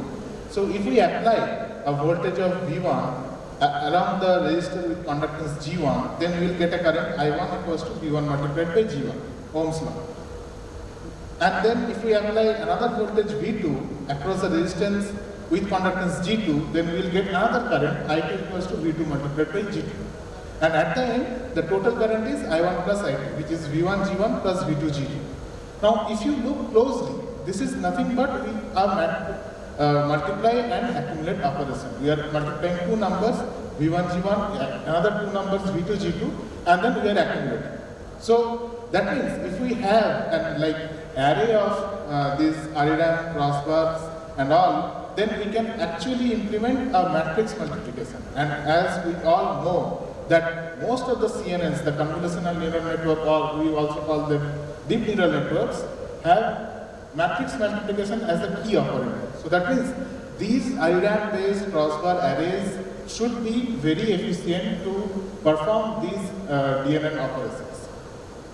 Now, how do we use this DNN, or how do we use RDAM-based crossbar arrays for DNN? In this slide, I am showing you a DNN with 3 layers. One input layer with, I think, 1 to 3, around 10 neurons, then one hidden layer, and then one output layer. So, what we do, we first group the neurons into multiple groups. Now, we call it as a tile. Now, at each tile, which is denoted as T, is responsible to compute that particular neuron's computation. Now, as you can see that in DNN, the first one layer's computation happens, then the second layer's computation happens, and so on and so forth. That means if we have 3 tiles in the first layer, then those tiles will compute something, then they will pass the data to the next layer, and so on and so forth. And these data passing, or these communication happens through on-chip routers. These R denotes the on-chip routers. That means we have to really careful about the communication. Means maybe our tiles are very efficient, they can produce data in a very high rate, but these routers also should communicate in that much high rate. As I was saying that the DNNs has this layer by layer operations. First the tiles with layer 1 compute some data, then send their output, then so on and so forth. That means there is communication between multiple times, and that is very crucial in overall performance.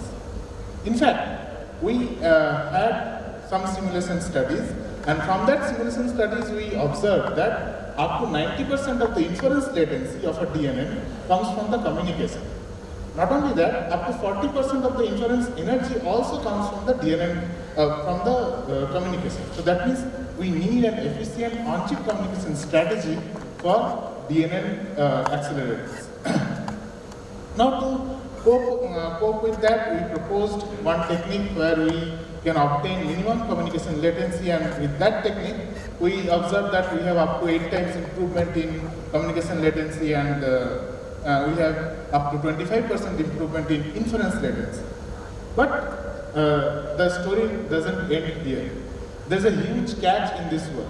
So in this work, we are assuming that all the memories are stored on chip. And for that, the biggest disadvantage is the area of one chip becomes very high. If the area of one chip becomes very high, let's say we are making one accelerators for dense net with hundreds of layers, then we saw that the area becomes thousands of millimeters square. Now, if the area is that high, that means there will be on the silicon die, there may be some defects. And if your one chip area is high, then there is a high probability that that chip will be defective. Right? Now, how to cope with that thing?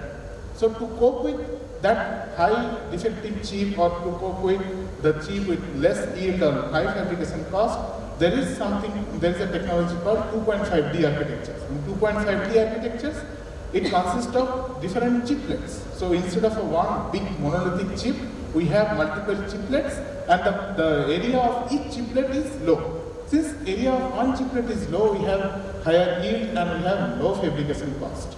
Now we wanted to make accelerators with 2.5D architectures, but unfortunately there was no publicly available simulator or performance evaluation technique for 2.5D architecture with in-memory computing technique. That's why we first proposed one performance analysis tool for 2.5D architecture with IMC. Now, if this tool integrates computation and communication. For computation, we incorporated circuit level performance models as basic building blocks and cycle accelerated simulation for communication. The input to the simulator is system configuration, like what kind of RAM you want, what kind of bus width you want for the NOC, then the IMC configuration, and also, as I was speaking, NOC or NOP configuration. And as an output, we get the detailed performance report, like what is the latency, what is the power consumption, what is the energy consumption, etc. And the key highlight of this simulator is this is written in C++ and Python, so it's very fast, and as you are claiming, this is user-friendly, although this user-friendly term is very relative.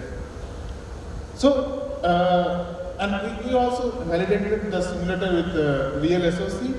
That means we found one paper where the authors have implemented one, or the authors have fabricated one chip with 2.5T architecture, and they have some studies. So we took the numbers from our simulator and checked whether the numbers make sense with that real SoC, and the conclusion is that yes, the simulator numbers are quite matching, or at least the trend is matching with the real SoC. That means you can rely the simulator undoubtedly. Now, from this simulator result, we observe that most of the area, or in fact more than 80% of the total area, comes from the network on package. What is this network on package? This network on package connects the different chiplets in the 2.5D architecture.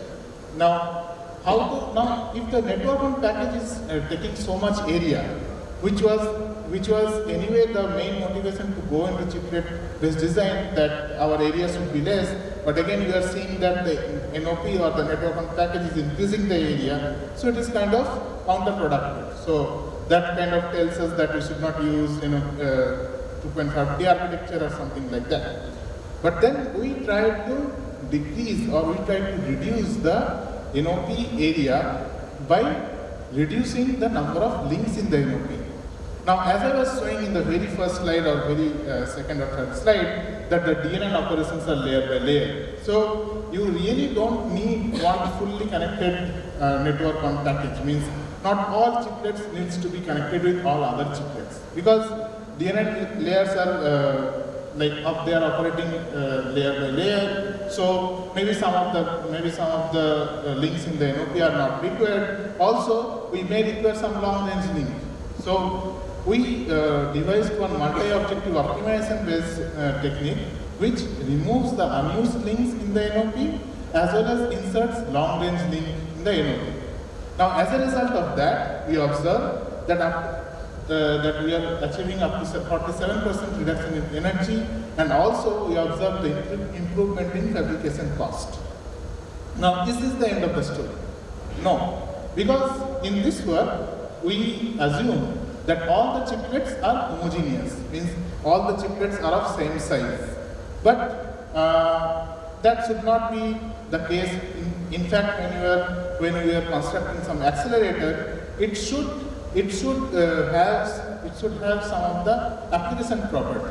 Now, for that, we deep dive in the application property. In this case, we deep dive in the DNN properties. We observe that almost for all DNN, or let's say almost for all CNNs, few of the first few layers have more number of activations, less number of weights, and the later layers have less number of activations and more number of weights. That means first few layers will have more communication. That means they are producing more activations, so they will have to communicate more data with the consecutive layer. And they have less weights, means they need less memory. On the other hand, the later layers have less activations, means they are communicating less data with the consecutive layer, and they have more weights, means they need more memory. So, analogous to our famous big little architecture, we also proposed a big little chiplet where the first few layers or first few chiplets in the system are little chiplets. Now that means it has less computation, it has less resources, but the NOP width, the network width of those little chiplets are higher. So they have higher bus width because they need to carry more data to the consecutive layers. So that means the first few layers of the DNN are mapped onto little chiplets, and the later layers are mapped into big chiplets. Now big chiplets means they have more resources, because they have more weights, and their NOP width is less because they have to carry less data to the consecutive layers. We also constructed an algorithm to map DNN layer to big little chiplets. Means one DNN will come, then depending on the DNN property, it will be automatically mapped to big or little chiplets. Now, as you can see that now we have like heterogeneous chiplet. We compare this heterogeneous chiplet-based architecture to homogeneous chiplet-based architecture. So we consider two homogeneous chiplet-based architecture where we have little only architecture and then big only architecture. And as you can see that we have up to 329 times improvement with respect to those homogeneous 2.5D systems. So in this talk I am using this 2.5D system and chiplet-based architecture interchangeably. Not only that, we have significant improvement in area and energy efficiency with respect to GPU and the other 2.5D architecture proposed in the literature for ResNet 50. Why ResNet 50? Because in the other work they used only for ResNet 50. They used the architecture only for ResNet 50. So as a conclusion, we have seen that in-memory computing-based system delivers superior energy efficiency while executing machine learning-based algorithms. But the problem is area of monolithic IC with IMC is high, and that reduces the yield as well as the fabrication cost. 2.5D system solves the challenge in fabrication cost, but then again, the NOP is the critical component of 2.5D system, and that's why we proposed energy efficient 2.5D system by proposing efficient NOP as well as the big little chiplet based architecture. That's my time. Thank you. If there is any question, please go ahead. And that's actually a very good question. So although you told a basic question, so yeah, we know 2D. 2D is nothing but our nowadays whatever Intel or AMD is producing. That's the 2D. Now 3D is if we stack multiple chips on top of each other, right? Now in 2.5D, what is happening is we have a single die. And on top of the die, we fabricate multiple small chiplets, and we don't cut the die. We take all those chiplets as a system. So if we have monolithic chip, then we just cut the die to take one chip separately. But as you can see in this figure, on the single die, there is an interposer, and on the interposer, there are small chiplets. And the difference between 1D and 2.5D is, in 1D, you have the network on chip, which is nothing but the wires. Like different cores or multiple cores are connected with the wires. But here, the NOP, the network on package, is different than the network on chip. Now, we have to connect these different chiplets. So, that connection goes through the silicon, through the interposer. So, that's the main difference. So, does that answer your question? Yes. Okay. Any chiplet to chiplet communication, there's a certain protocol based on which it's done. So why can't it be taken care of upfront and why do we must have it and let's stop it? Probably I couldn't get your question. So are you asking why this is specific to DNN? Is that the question? Okay, that's a very good question. So why this it goes to the second layer and so on and so forth. But in general purpose communication or in general purpose computing, maybe we need communication from all chiplet to all other chiplets. So in case of DNS, we don't need communication from all chiplet to all other chiplets. We need specific chiplets communicating to specific other chiplets. And that's the main reason we can say that we are, so that's the specific things about DNS. Does that answer your question? Blue, pink, white,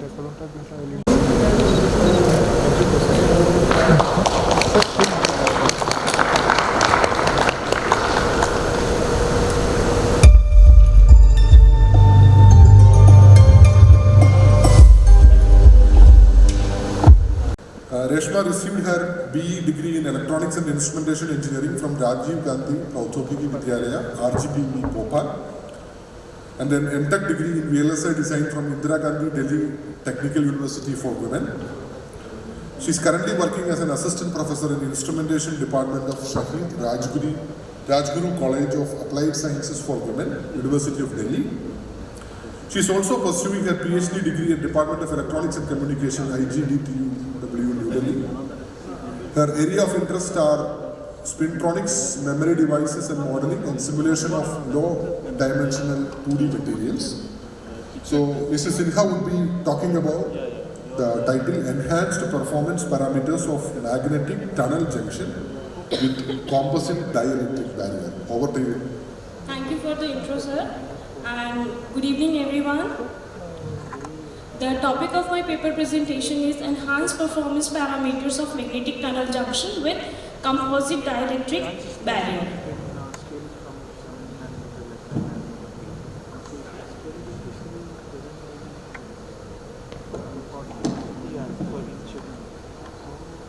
Yeah, the agenda of my presentation will be as follows, and I will be discussing about the overview, problem statement, scope, proposed solutions, methodology, results, conclusions, and then the reference, and at last the question answer.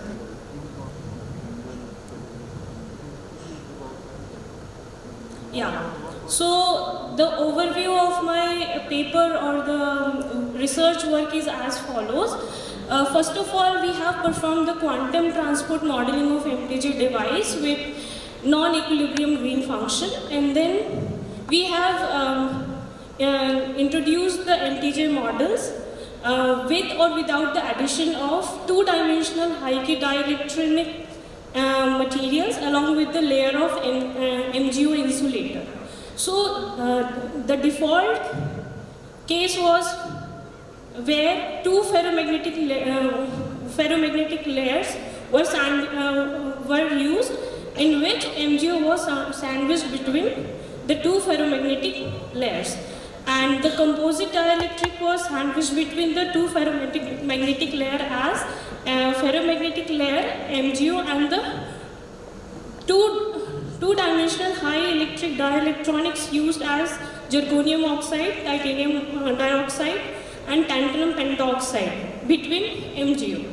So this is the proposed MTJ model that I will be discussing here. And after this, we have analyzed the various transport parameters like tunneling magnetoresistance, differential TMR, parallel and anti-parallel resistance, differential parallel and anti-parallel resistances, and at last, okay, that's why it's not responding. Okay. Yeah. And at last, the spin transfer torque for in plane and out of plane. And then we have also shown the temperature dependence analysis of magnetoresistance. So the problem statement is as follows. Since we know the downscaling of CMOS technology is leading to many challenges, like it increases the leakage current. It also shows the short channels effect, drain voltage induced barrier blowing increases the leakage current, and also the on-off current ratio is decreasing. So these were the shortcomings while we were downscaling the CMOS devices. So to avoid these, we need to use beyond CMOS devices, and among them we are using spintronics based devices, and basically this spintronic structures utilizes the electron's spin degree of freedom, which make it unique, giving these much of advantages. So it is also easier for these devices to be compatible with CMOS technology. So among all the spintronic devices, we are focusing on magnetic tunnel junction. So the magnetic tunnel junction basically is a device having two ferromagnetic layers, free layer and the fixed layers, in which in between there is an insulating layer. So in the the default case I will be discussing in next slide. So let us see the advantages of MTJ. The MTJ holds the potential to be used as a low power, ultra low heat dissipation, high speed and non-volatile memory device. And also it has large tunneling magnetoresistance and possibility to integration with the semiconductor devices. So the traditional MTJ device was having again two ferromagnetic layers with an insulating layer, and the proposed MTJ model which we have proposed consists of again two ferromagnetic layers, but the insulating layer that has been modified using the composite dielectric layers as 20% of 2D insulators is sandwiched between 80% of existing MGO layer. So the methodology is as follows. First of all, we have calculated the crystallographic analysis, which is based on the first principle density function theory computational method, with which we have calculated the band gap and the electron effective mass, and then we have used the spin transport energy model, in which as an input we have used voltage, and capital M vector denotes the fixed layer magnetization, small m vector denotes the free layer magnetization, and as in fitting parameters we have used spin splitting, we have used barrier height of insulator, electron effective mass of oxide layer and electron effective mass of ferromagnetic layer. So at output we were getting the values of resistance and the magnetoresistance, and the values of in plane and out of plane spin transfer torque. So the values which we have calculated using the crystallographic analysis, we have used those values in the Maxwell-Garnett hypothesis for calculating the values of equivalent effective mass and effective barrier height. So these are the formulas given over here for calculating these values, and we are going to use these values in our NEGF model for calculating the transport parameters. Again, for the temperature related studies, we have used TMR based temperature formula as given here, where P1 and P2 is the polarization of free and fixed layer. So these are the default values that we have used in our NEGF model, in which the transport parameters of ferromagnetic material is given as this, and the magnetic dynamics parameters of free layer is again given in the table 1, and oxide layer are parameters which we have used are given in table 1. Then the calculated values we have shown in table 2.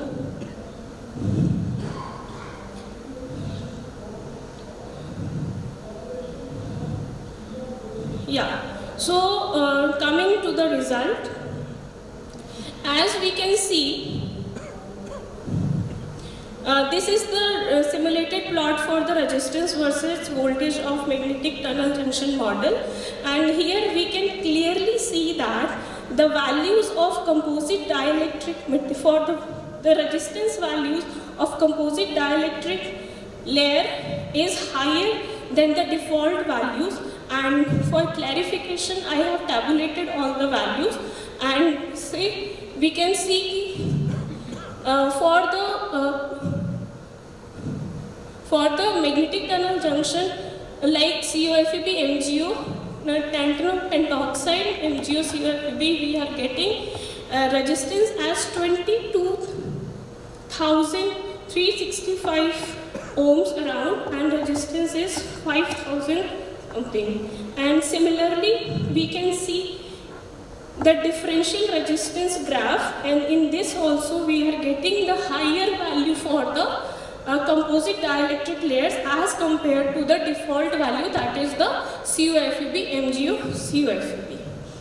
Then coming to the tunnel magnetoresistance, again we are getting the higher value for the composite dielectric layers than the default magnetic tunnel junction. And similarly, we are getting the values for the differential tunneling magnetoresistance.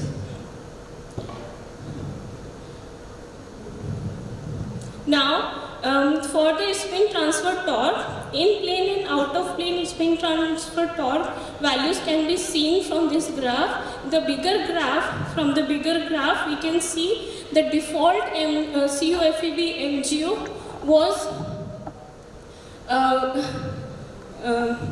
using higher current than our proposed MTJ model. So we can see the switching current for the proposed model is again lower than the default one. And at last we have performed the temperature dependence magnetoresistance, and in this we can see at room temperature these are the values. At room temperature again we are getting the higher value for the composite dielectric layers then the default COFEB, MGO COFEB. And if we will see for the lower temperatures, we are getting interestingly much higher values than we were getting at room temperature. So, as in conclusion, concluding part. So first of all, we have calculated the ab initio DFT using the ab initio DFT computational method. We have evaluated the crystallographic evaluation for all the 2D materials, and then the various parameters such as effective mass and barrier height of composite oxides were calculated by using Maxwell-Garnett equations, and again these values were used in our NEGF model, and we calculated the transport parameters.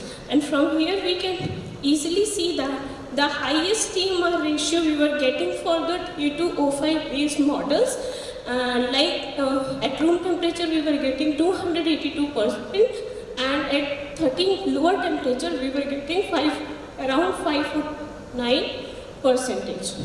So, and at the second position we were getting titanium dioxide with the values given as 277% at room temperature and 534% as lower temperature. So these are the references that I have used in my paper. I think I have finished earlier. Yeah. Questions? So any questions from the audience?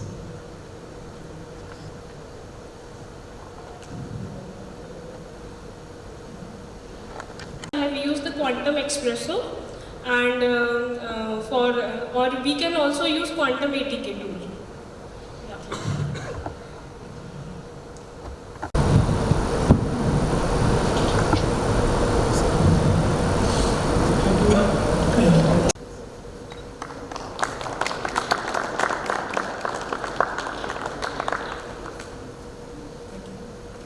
Vivek Kumar, who is the presenter. Vivek received his BTech degree in Electronics and Communication Engineering from Uttarakhand Technical University, Dehradun, and later he did his MTech degree in Electronics and Communication Engineering with the Microelectronics and VLSI specialization from IIT Roorkee, where he is currently pursuing his PhD degree. He is also working as a trainee teacher with Department of Electronics Engineering, NIT Uttarakhand. His research interests are in area of nanoscale MOSFET modeling and simulation, and fabrication and characterization of nanoscale devices. Without much delay, I would like to invite Vivek Kumar for his presentation. Over to you, Vivek. Adar Dutta and Professor Sudhir Dasgupta from IIT Roorkee. Okay, let's start for the talk. These are the overview, agenda of this talk, that is the overview, problem statement, scope, and the solution, methodology, and results, finding, and final, it will be conclusion and reference I will show. After that, you can ask questions. First, let's start why we are here for the 5 nanometer stacked nanosheet transistor. That's, as we can see, figure in the left side, that we are currently living in the world of the scaling. That everyone want, every industry want that triple P model. Maximum performance, maximum packaging density at minimum power. And for this need, they start scaling their transistor. And currently, for the digital application, our industry is fabricating 40 nanometer or 10 nanometer FinFET technology. But as Samsung announced in 2024, they are going shifting their digital fabrication or digital processor design towards the SNFET, that is the SNST we can say. And that's the region, due to the region of the scaling, there are several problems. That is the first famous problem, that is the SCE, that is the short channel effect. And short channel effect, that if you will reduce the channel length, it will create a problem of the gate control. So several research groups from the Berkeley or MIT, they propose several changes. There are two famous proposed changes. We can change alternative materials. Maybe there is a 2D and ferro, and several types of materials are there.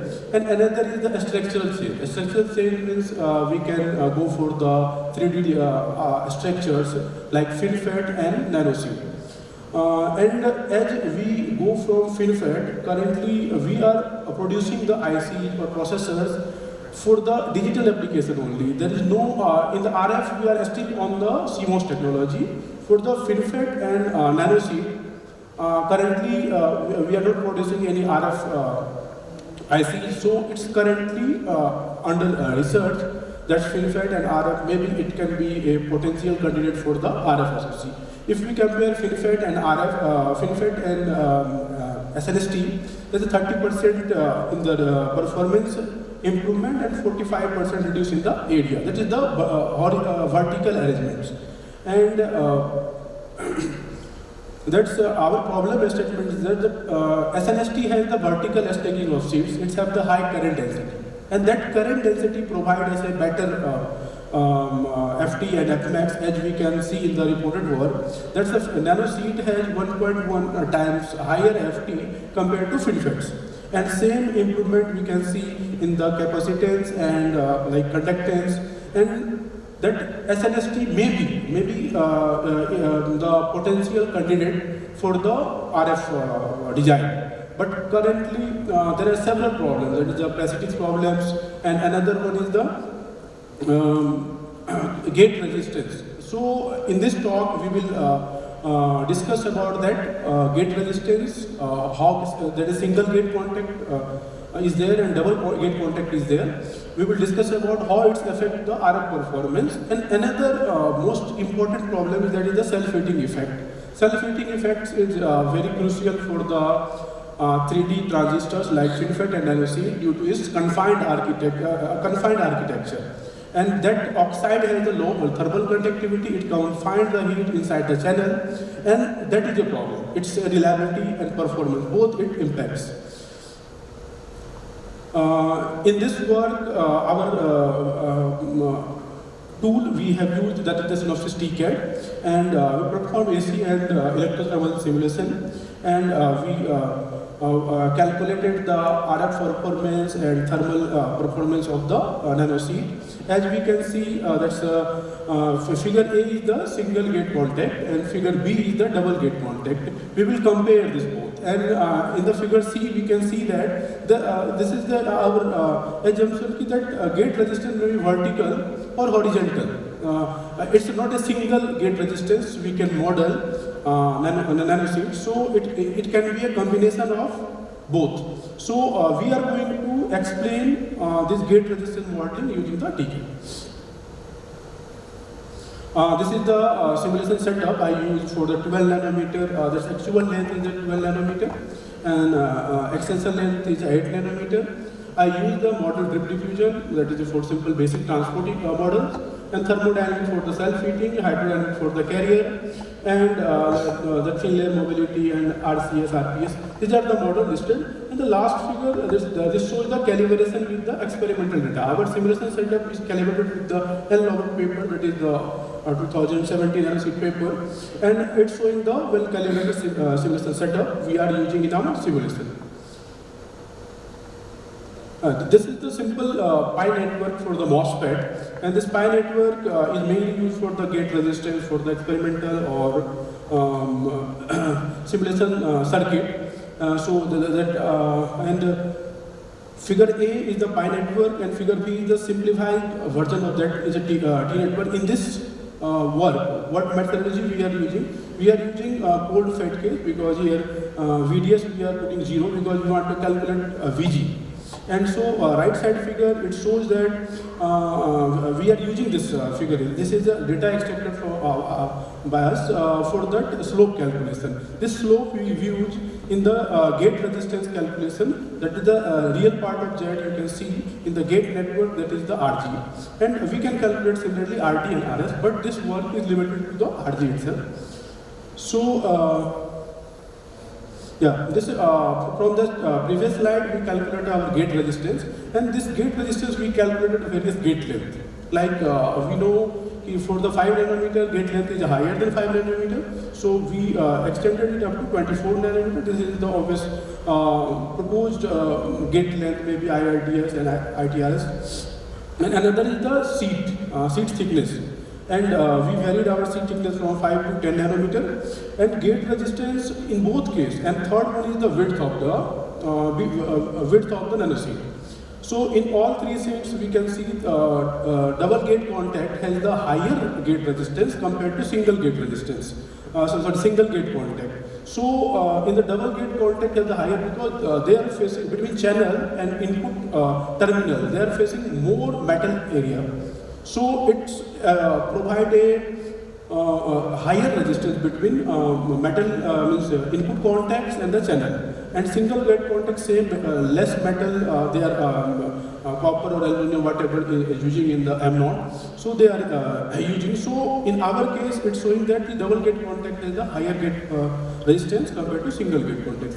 Another is that we try to SP is the important design parameter for nanoseed, that is the spacing between the seeds. So we calculated the gate resistance for the different value of the stack pitch, and that is the another is the SP.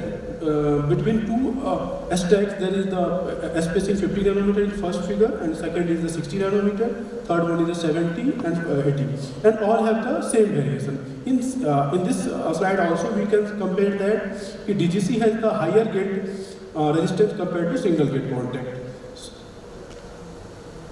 Similarly, we calculated our that is the gate resistance for the number of seats variation, that is the double gate contact, and for the single gate contact we can see that double gate contacts after a certain number of seats due to higher vertical resistance it started increasing, and single gate contacts have the same pattern, it continue decreasing with the number of seats. And another figure, it's showing that the capacitance, there is a CGG of the single gate contact, so the single gate contact has the higher capacitance compared to double gate contact.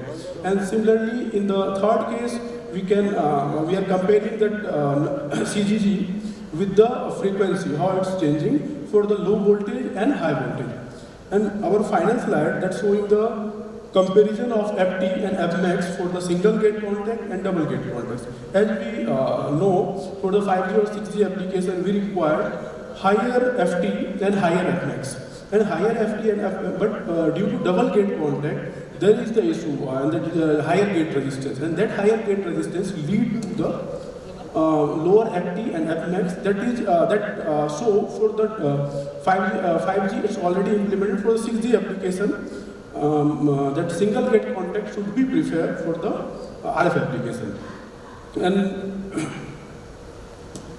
okay, this is the final comparison between the thermal point of view of single gate contact and double gate contact. As we can see, that single gate contact having the less, only single path of the heat flow, but double gate contacts have the two paths and maximum area to flow the heat through the interconnects. So single gate contacts have the higher lattice temperature due to the self-heating compared to double gate contacts. So from the thermal point of view, we have higher temperature in single gate contact, which is not good as point of the reliability, such as TDDB, SCI, and double gate contact has the advantage there. And our finding that single gate contact and double gate contact lesson vary with the number of parameters and device parameter. Single gate contacts has the higher FT compared Fmax compared to double gate contacts. And another that one is the double gate contact SLFAT has the better thermal characteristic compared to single gate SLFAT. Okay, my conclusion of the talk, in the as our TCAD FEM modeling which we extracted using TCAD and MATLAB, we found that single gate contacts has better RF characteristic compared to double gate contact, and double gate contacts we can use for wherever we want a thermal point of view designing, like we want better reliability. So that's was my conclusion of my talk. And these are the references used in our work. Okay, thank you. You can question. Charge mobility in single gate and double gate. Sir, the charge mobility in the double gate context, if you will see that in the double gate context, due to higher gate control, mobility will be confined because it will be there is several scattering will be there. We didn't analyze in our work. But mobility, as per my opinion, it will reduce because there will be a strong deviation by the gate because we are applying two voltage sources and two nodes. So it's not like that. If you have more gate, you have better gate controllability there. Yeah, if you are asking about the gate, if you have multi-gate devices, then higher control will be there, and it will on another side it will start scattering of the electron between source and drain. Higher gate means higher controllability. But as point of view of scattering, it will more scatter electron between source and drain. Okay. And how are the FE curves for that between the frequency versus voltage at various voltages? What is the, because she's predicted influence go crazy if you're going 0.65 voltage. But with this one, how low voltage can we go? What will be the V-min? In the FinFET, that is 0.8 to 1.1 volt, we can go minimum, and for the nanosheet 0.7 to 0.65. But everybody is using at 0.65 volt. Yeah, there are reported papers are there, experimental papers are there, you can find a way and know it, maybe I can share with you. Okay, so how is the scaling going? You voltage from different various voltages, right? There, how it is very well, the single gate and double gate. Do you have that? The single gate contact and double gate contacts are different than number of gates. That is the FinFET is tri-gate, nanosheet is the quad gate. That's 4 gates are there. There is double gate. There is simple classical MOSFET. That is a single gate. What I am talking here is about the contacts. Thank you. No any model available for the nanosheet. Okay, so that result is only FEM based, it's not an analytical comparison. You have shown in the slide that FT and Fmax. Yes. How will you calculate? FT, there is in the TCAD you can use directly, there is the template codes are there, but that is simple, 2 pi CGS something, some parasitics are there. They have a basic formula, but in the basic formula they neglect the capacitances. But if you will use the TCAD module, it will calculate, consider all CGS, CGD, all type of capacitors. Thank you. So you are using the simulation way, no? Yeah, TCAD. Yeah. If it is a 5 nanometer means it is a fabrication, it is a cost is very much, no? Then how can we manage that? Ma'am, still Samsung announced that from 2024, they are shifting their technology node from FinFET to, currently they are fabricating 14 nanometer. In the 5 nanometer, channel length is 12 nanometer. It's a node name is 5 nanometer, but channel length is 12 nanometer, actual. This thing in detail. So when it comes to process flow, when it comes to fabrication, how far we can say that this can be a reliable structure, because as we are using 8 nanometer as a gate. So nanosheet is already a fabricated structure. It's not nothing like that. I just randomly simulated it. There is a reported IDM paper is there. I use their parameters for the calibration, and results are also from calibration I saw that. That is completely from that one also. So here you are using multiple nanosheets and you are building the gap from Yeah, that thing, it's only I am taking advantage of the FEM simulation. I am changing the seed pitch, but it's already reported that there is a 50 nanometer seed pitch, and number of seeds, 7 seed reported is there in VLSI symposium papers.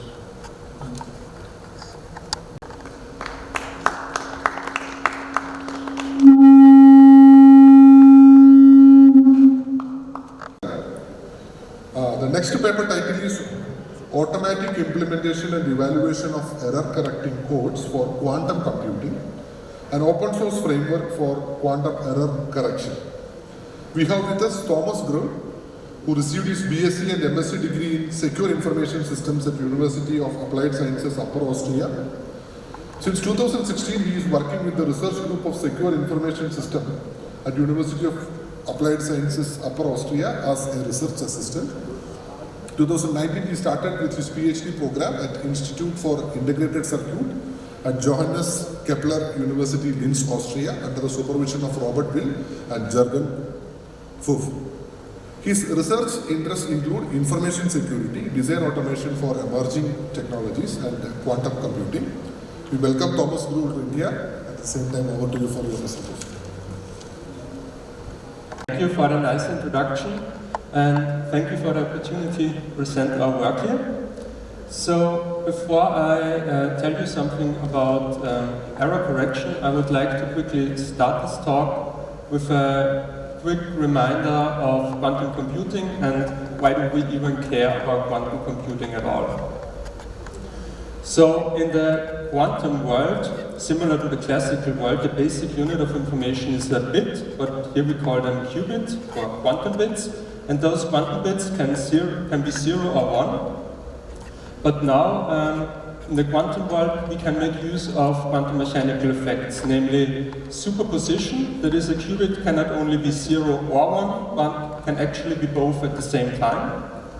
Then there is entanglement. 2 qubits can be entangled with one another, making it so that applying an operation to one qubit also affects other qubits as well. And finally, we have the measurement. When we are done with our computation, we want to get the our quantum state into our now classical world. When we do this, this quantum state will collapse and we get back one possible result.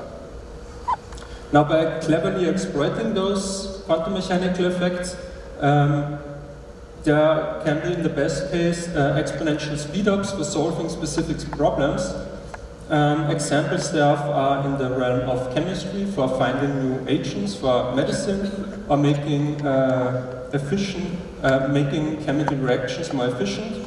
Other examples are in the realm of quantum machine learning or integer factorization. Now, due to those promises of quantum computing, there's currently quite a lot of research going on the one hand in the physical implementation of quantum computers, but on the other hand in the usage of them, be it development of quantum algorithm or design automation for quantum computing.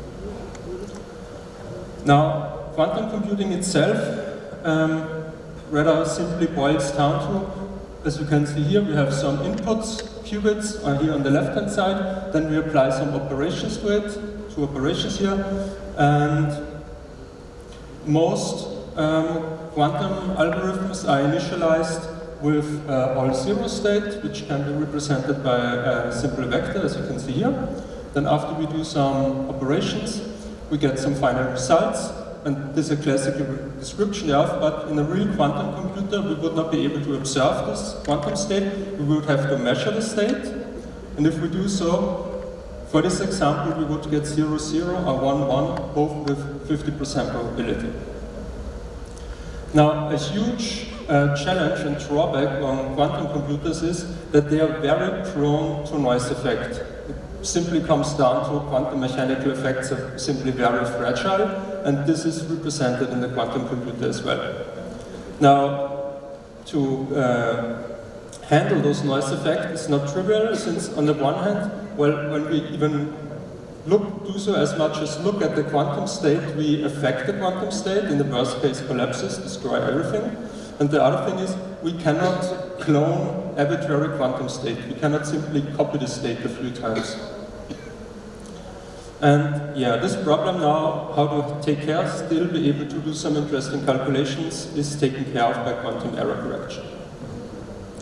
Now, in quantum error correction, it's rather similar to the classical world. Here we have a very small quantum circuit consisting of only one qubit and one operation. And to do some error correction there, we make the information in there more redundant so that we're then later able to detect and correct for errors. And what you can already see here, this error correcting code is a very trivial and small error correcting code, but it's, as you can see, it blows this very small circuit up already to a considerable size. So, quantum error. Oh no, here you see. Applying quantum error correction is really costly, and manually doing this stuff is a very time-consuming and tedious work. So, what's even worse? When we naively apply error correction to some quantum circuits, we can actually make the fidelity, the correctness of the quantum circuit even worse. And here's a small example thereof. So here I will show a small example, and I will use the fidelity as to express the correctness of a quantum state. It's a little bit of a simplification, but you can view this so that if the fidelity is 1, no information has been lost, everything is perfect, and then if the fidelity would be 0, all information has been lost. Now, to the example. Here, first off, I simulated the circuit marked in blue here with an increasing error probability with 10, 25, and 50% probability that an error occurs. And, well, not that much surprising, with increasing error probability, the fidelity is reduced. Now, in the ideal scenario, often quantum error correction is only viewed that the additional overhead we introduce here is not affected by errors, and everything else is working perfect, and only this part here in the middle, which I marked in orange, is affected by errors. And if we have such a perfect error correction, then here for the small example, the fidelity would increase. However, in the real world, the entire circuit can be affected by errors, and therefore, if we would apply error correction to the small circuit, simulate it, or run it on a real quantum computer, we see that the fidelity is considerably worse. You can see at the gray bars.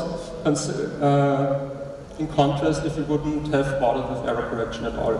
So, before we do some error correction and some work, we would, in the best case, try this stuff. Try what error correction works, do we even need error correction, and so on. And to address this problem, we propose a framework that, on the one hand, automates the process of applying error correction, and in the next step also supports the user in either simulating this generated circuit with a noisy quantum computer, or maybe even run it on a real quantum computer.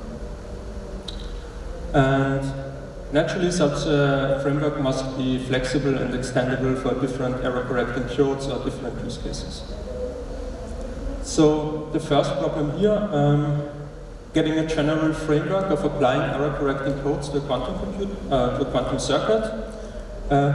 In our framework here, we make use of the fact that all quantum error-correcting codes are basically built, must realize the same functionality. That is, in the first step, we must encode some information. This is step one. The next step, we must translate all the operations in the original circuit depending on the respective error correction scheme we are using. Next, we need to do this error correction step itself. That is, we must identify errors and then correct for those errors. And I mark this step because here it may look like we do this once at the end of the circuit, but actually in a large circuit we want to do this repeatedly. Otherwise, if the error gets too large, correction may not be possible anymore. Now, finally, also something common from all error correcting codes, finally we want to get the information out of this error correcting code again. We want to know what's the actual state. The next thing we want to look at is quantum circuit simulation. When we apply the error correcting code, we want to evaluate how well it worked. And for this, as I said, we want a noisy quantum circuit simulation. And what we found is that there are currently quite a lot of solutions available, which we can make use of. And this is very handy, because since there are so many different quantum circuit simulators available, we can use the advantages and drawbacks of those different quantum circuit simulators. And here's a very small example where I simulate a small quantum circuit with an increasing number of qubits. And in the y-axis, you can see the runtime of the simulation. And what you see is deal with all kind of errors, quantum operations you want to use. However, as you can see, it has an exponential runtime, and also it only approximates the final state. Then finally, there's the density matrix simulator. It also allows all kinds of errors and all kinds of quantum operations. It is deterministic. However, as you can see, it has the worst runtime. So we can, since there are already so many solutions available, we make it so that you can use the proposed framework with different kind of quantum circuit simulators and whatever fits your need the best for your specific use case. Now, having those baselines described, I want to quickly show you what you can now do with such a proposed framework. And to do this, we have run several experiments with different scenarios and look how well the error correction behaves or may not behave. So for this evaluation, we used a Steam error correcting code. Just to give you a bit of a background here, the Steam error correcting code can correct one error and uses 7 physical qubits to represent one quantum bit. It's also called a logical qubit then. Now, for our setup, I'm now here describing the default setup, and we will change parameters going forward. So, we simulate the GHZ state and apply error correction there. And to make everything a little bit more interesting, we apply 10,000 dummy operations to this GHZ state. Next up, for our error model, we are using a simple depolarization error with a low probability. Next, we apply the error correction in such a way that we do the error correction step whenever a quantum bit has been used 500 times in the course of different operations. After 500 times, we do this error detection and correction step. So now come the different scenarios which we looked at and the results. So first off, we wondered how does the increased depth of the quantum circuit actually affect the quantum, the reliability of the quantum error correction. So what you can see, if we don't add any additional operations there, since this is such a small quantum circuit, initially if we add 0 operations, the fidelity of both simulations with and without error protection is 1 in both cases. Therefore, when this quantum circuit is so small, we don't even have to bother with error correction at all. However, when we increase the number of operations we add, we see that the circuit with error protection performs considerably better compared if we don't use any error protection here. Next up, we looked at, as I said, this error detection and correction step. We can do this a different amount of times. And here we evaluated, well, what is if after 10 operations, after the quantum bit has been used 10 times, I already do this detection and correction step. And then we increase the number of times a qubit has been used before we do this detection and correction step. And what we see is, if we do too much correcting here, then the fidelity is really, really poor, with 0.3. And the peak is then about if we do error correction after 500 times a qubit has been used. And then it gradually decays.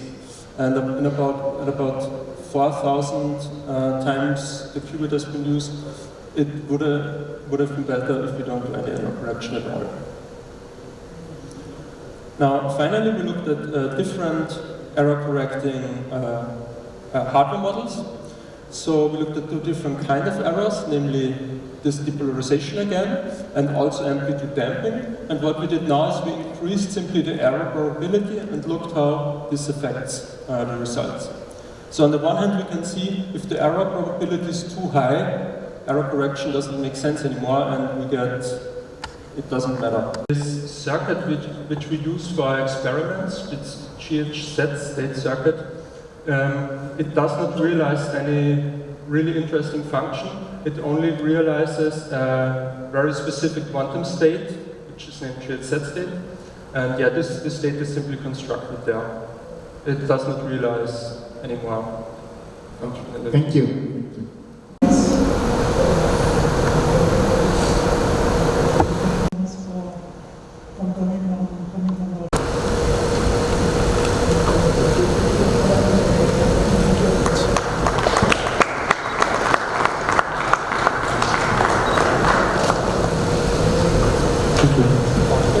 Investigation and analysis. The presenter is Amina Harun. She is pursuing her PhD from IIIT Delhi. She is working on the design and analysis of probabilistic spin logic. As you all know, PSL is an emerging computational paradigm at the confluence of computing, circuits and basic physics. Apart from research, she spent her time in reading and watching movies. Let's try to hear from Amina on the topic. Over to you, Amina.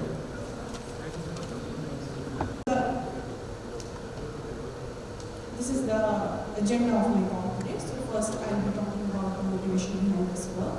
Then I'll move forward to the preliminaries, that is a small introduction of what PSL is. And then I'll be talking about the implementation of the basic unit of PSL, that is probabilistic bit, and how it can be done using low barrier magnets. Then I will move on to results, and then conclusion, and finally the references. So I will start with the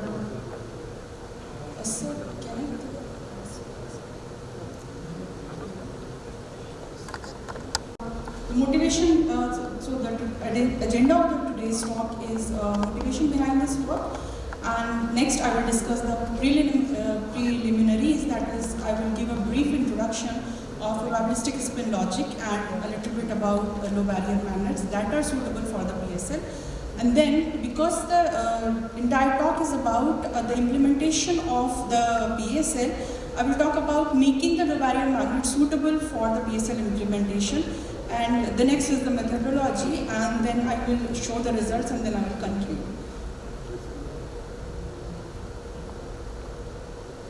So the motivation behind this work comes from the seminal paper of Feynman, where he said that the problem to be solved should define the underlying computational paradigm. So this propelled a lot of research in quantum computation. On the similar note,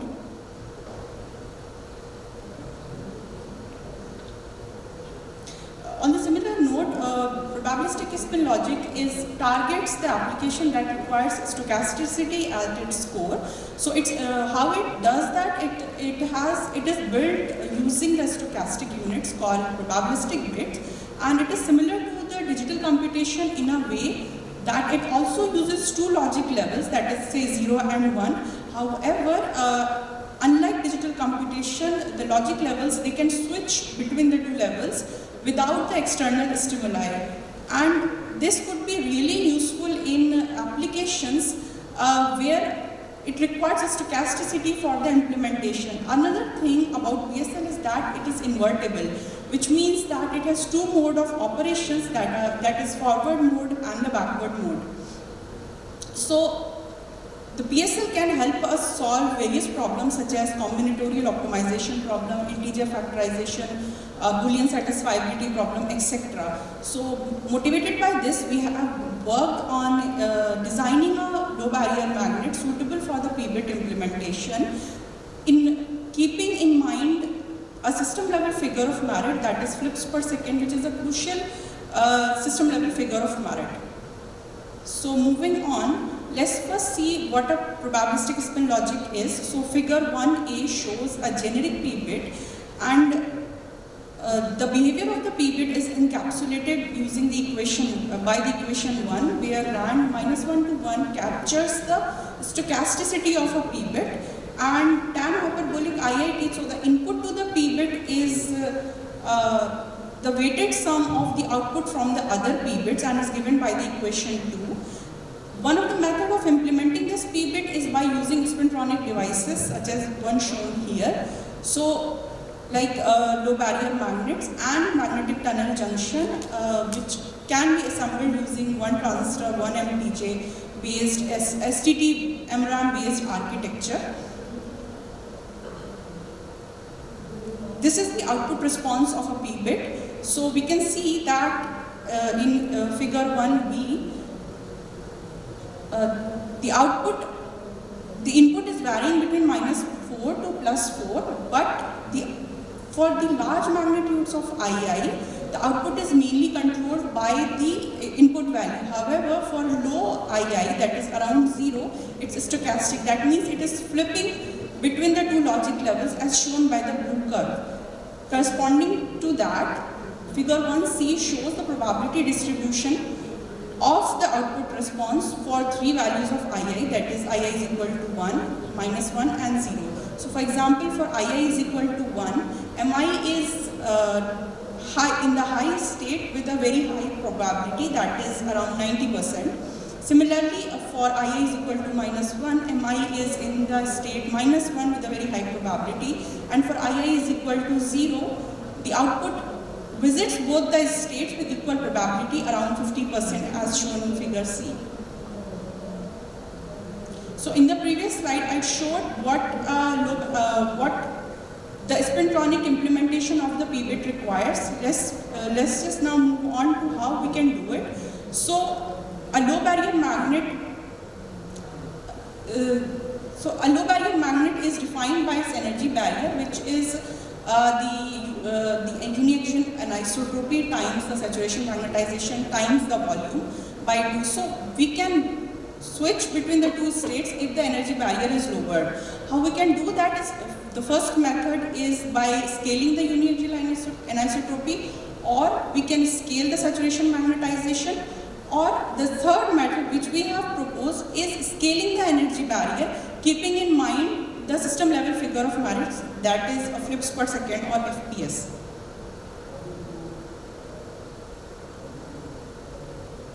So before we move on, let's first see what our end goal is. So this is an ideal p-bit, the generic model and the corresponding output response. This is the circuit implementation of p-bit that is using one transistor 1MTJ based architecture with a little modification.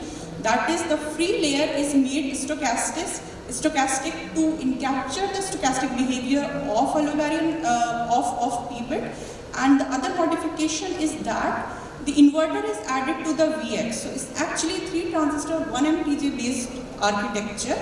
The inverter is added to bring the output Vx rail to rail. As we can see that the p-bit output is between 1 and minus 1, which are the 2 logic levels for the computational paradigm, and the corresponding output response where Vin varies between minus 0.4 volt to plus 0.4 volt.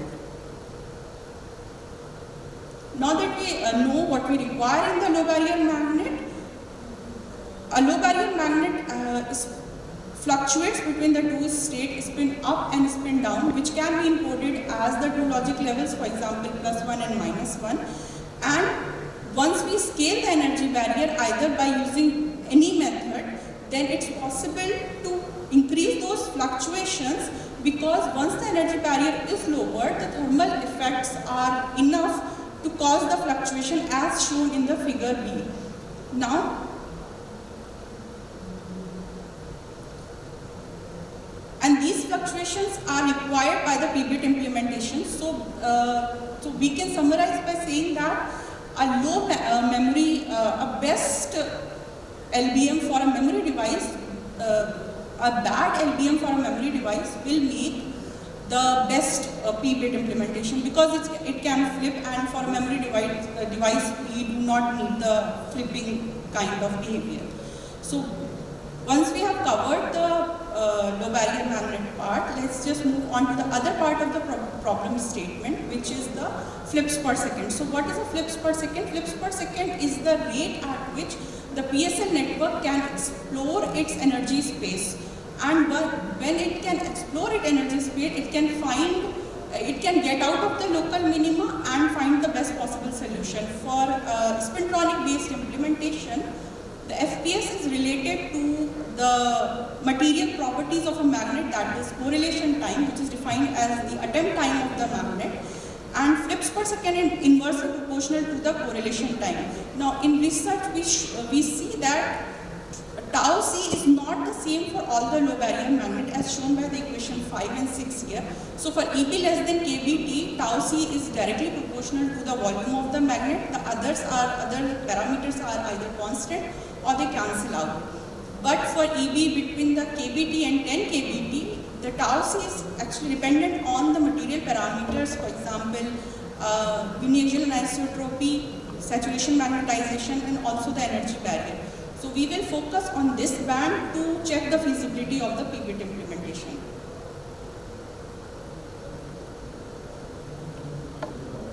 So based on these equations, we tried to plot the behavior of FPS with the HK and the MS values. So for HK lies ranging between 60 to 600 orested and MS values between 300 to 2000 EMU per cc. We have plotted this FPS. If you look at the curve here, so FPS for EB less than kBt when HK and MS both are small. Since the volume we have kept constant in our experiment, the FPS is around 8.37 into 10 to the power minus 9 flips per second, which is in the gigahertz range. But as we cross the EB greater than kBt barrier, for a particular MS, FPS decreases with the increase in the HK value, and similarly for this behavior is followed for all the MS values, as you can see in this figure. So we have only plotted for 14 values of MS, but this behavior is very consistent. Based on this, we have defined the magnets in 3 categories: type A, type B, and type C. So type A has low barrier magnets A, B, and C, and it has the highest flips per second. Type B has the flips per second in the gigahertz range. Now this is the state of the art values for a flips per second, and type C has flips per second less than it because the HK value is so high that it almost started behaving as a hard magnet.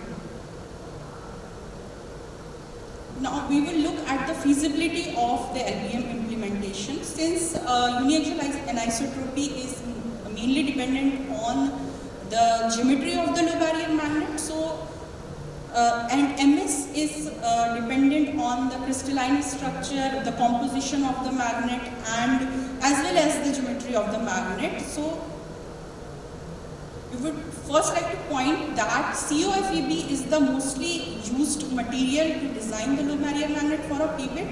However, we would like to emphasize that material science is a well-studied field, and there are few materials, for example NIFE, which is a soft magnet, has shown an increase in the MS value, saturation magnetization, with the thickness of the low barrier magnet. Also there is one more Huesler alloy, which shows the changes in the magnetic properties depending on the composition of alloys. So right now the state of the art is using COFEB as previously reported in the literature, but there are many more prospects to look for the p-bit implementation from the system level perspective, that is increasing the flips per second.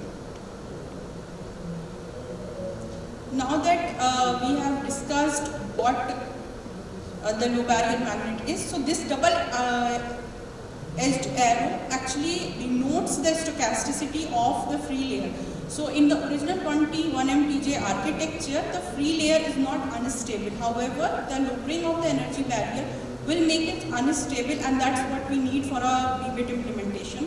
This is the figure 8B is the corresponding circuit implementation, and correspondingly we show the output response of circuit implemented p-bit. We have produced this result in Cadence Virtuoso tool. So this is the output response for all the 9 p-bits designed using all the 9 low barrier magnets. If you look closely at the inset, there is a distortion in the sigmoid. This distortion in the sigmoid indicates that p-bit is not flipping and it's stuck in one of the states. Why this is happening? Because the HK is so high that the magnet started behaving as the hard magnet, and once it does not flip, it cannot explore the energy space and thus cannot find the solution. So to conclude, this work demonstrates the impact of material parameters, namely uniaxial anisotropy, saturation magnetization, and volume on the flips per second, the energy barrier, and the output response of the p-bit. Since HK is mainly dependent on the geometry of the low barrier magnet, we would like to emphasize that process variation becomes very relevant here, since FPS is a system level figure of merit, and it actually controls the accuracy and speed of operation at the system level. Also, since COFEB is mainly used in the literature, we would like to point that there are other materials in the material sciences which can be explored to check for the feasibility of the p-bit implementation. In the last, we would like to thank TCS Research Scholarship Program for funding this project. This concludes my talk, and these are the references I have gone through for my work. Thank you so much for your time, and this is my contact information. So I have kept temperature at 300 Kelvin in my analysis. So sir, let me clarify the stability. Can you explain a little bit more? Because this for p-bit, we need it to fluctuate. The faster it fluctuates, the better for us. Given few conditions that the peripheral circuits are detecting the fluctuations, but if it can be made unstable, it's good for a p-bit implementation from that perspective. Definitely it's not good for memory implementation, but for p-bit, it's what is required. Thank you. As I showed in the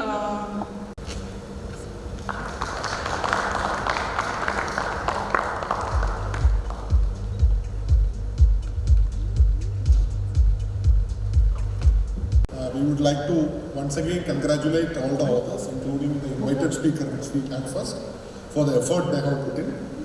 And before we conclude, it's always a practice in VLSI Design Conference to appreciate the best work.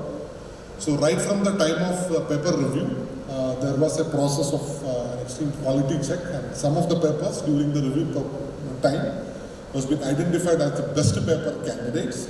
And we had as an eminent jury panel of judges who are moving through various sessions to understand the Q&A sessions and the depth of the presentation of the best paper candidates. So we would like to call upon the esteemed judges. We have a 4-member team in our judging panel to adjudicate which is the best papers. I call upon their names of the judges. We request the judges please to come on stage. Jwalant Mishra from NXP, Professor Anand Bulusu from IIT Roorkee, Professor Santosh Yachini from AMD,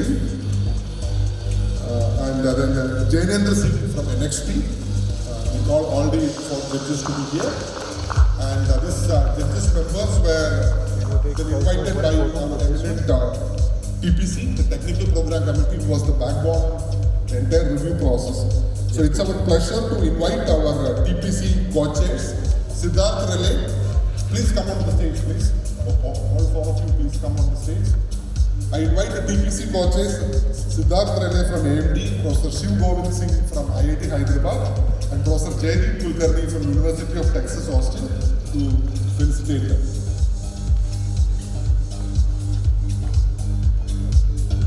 Yes, Siddharth.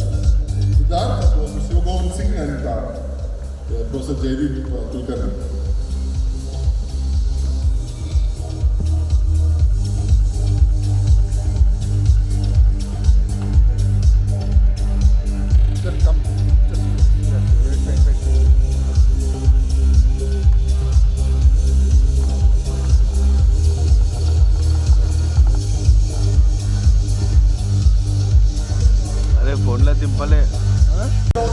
For the hard work they have done. Just close, sir.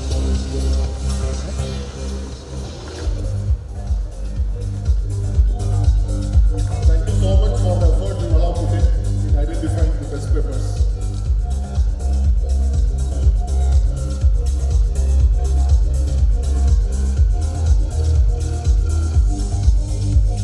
Right. Back to TPC chairs to take up the next one.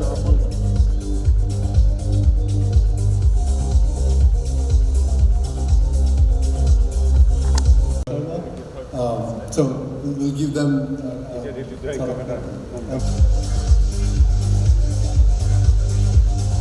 middle la grammar na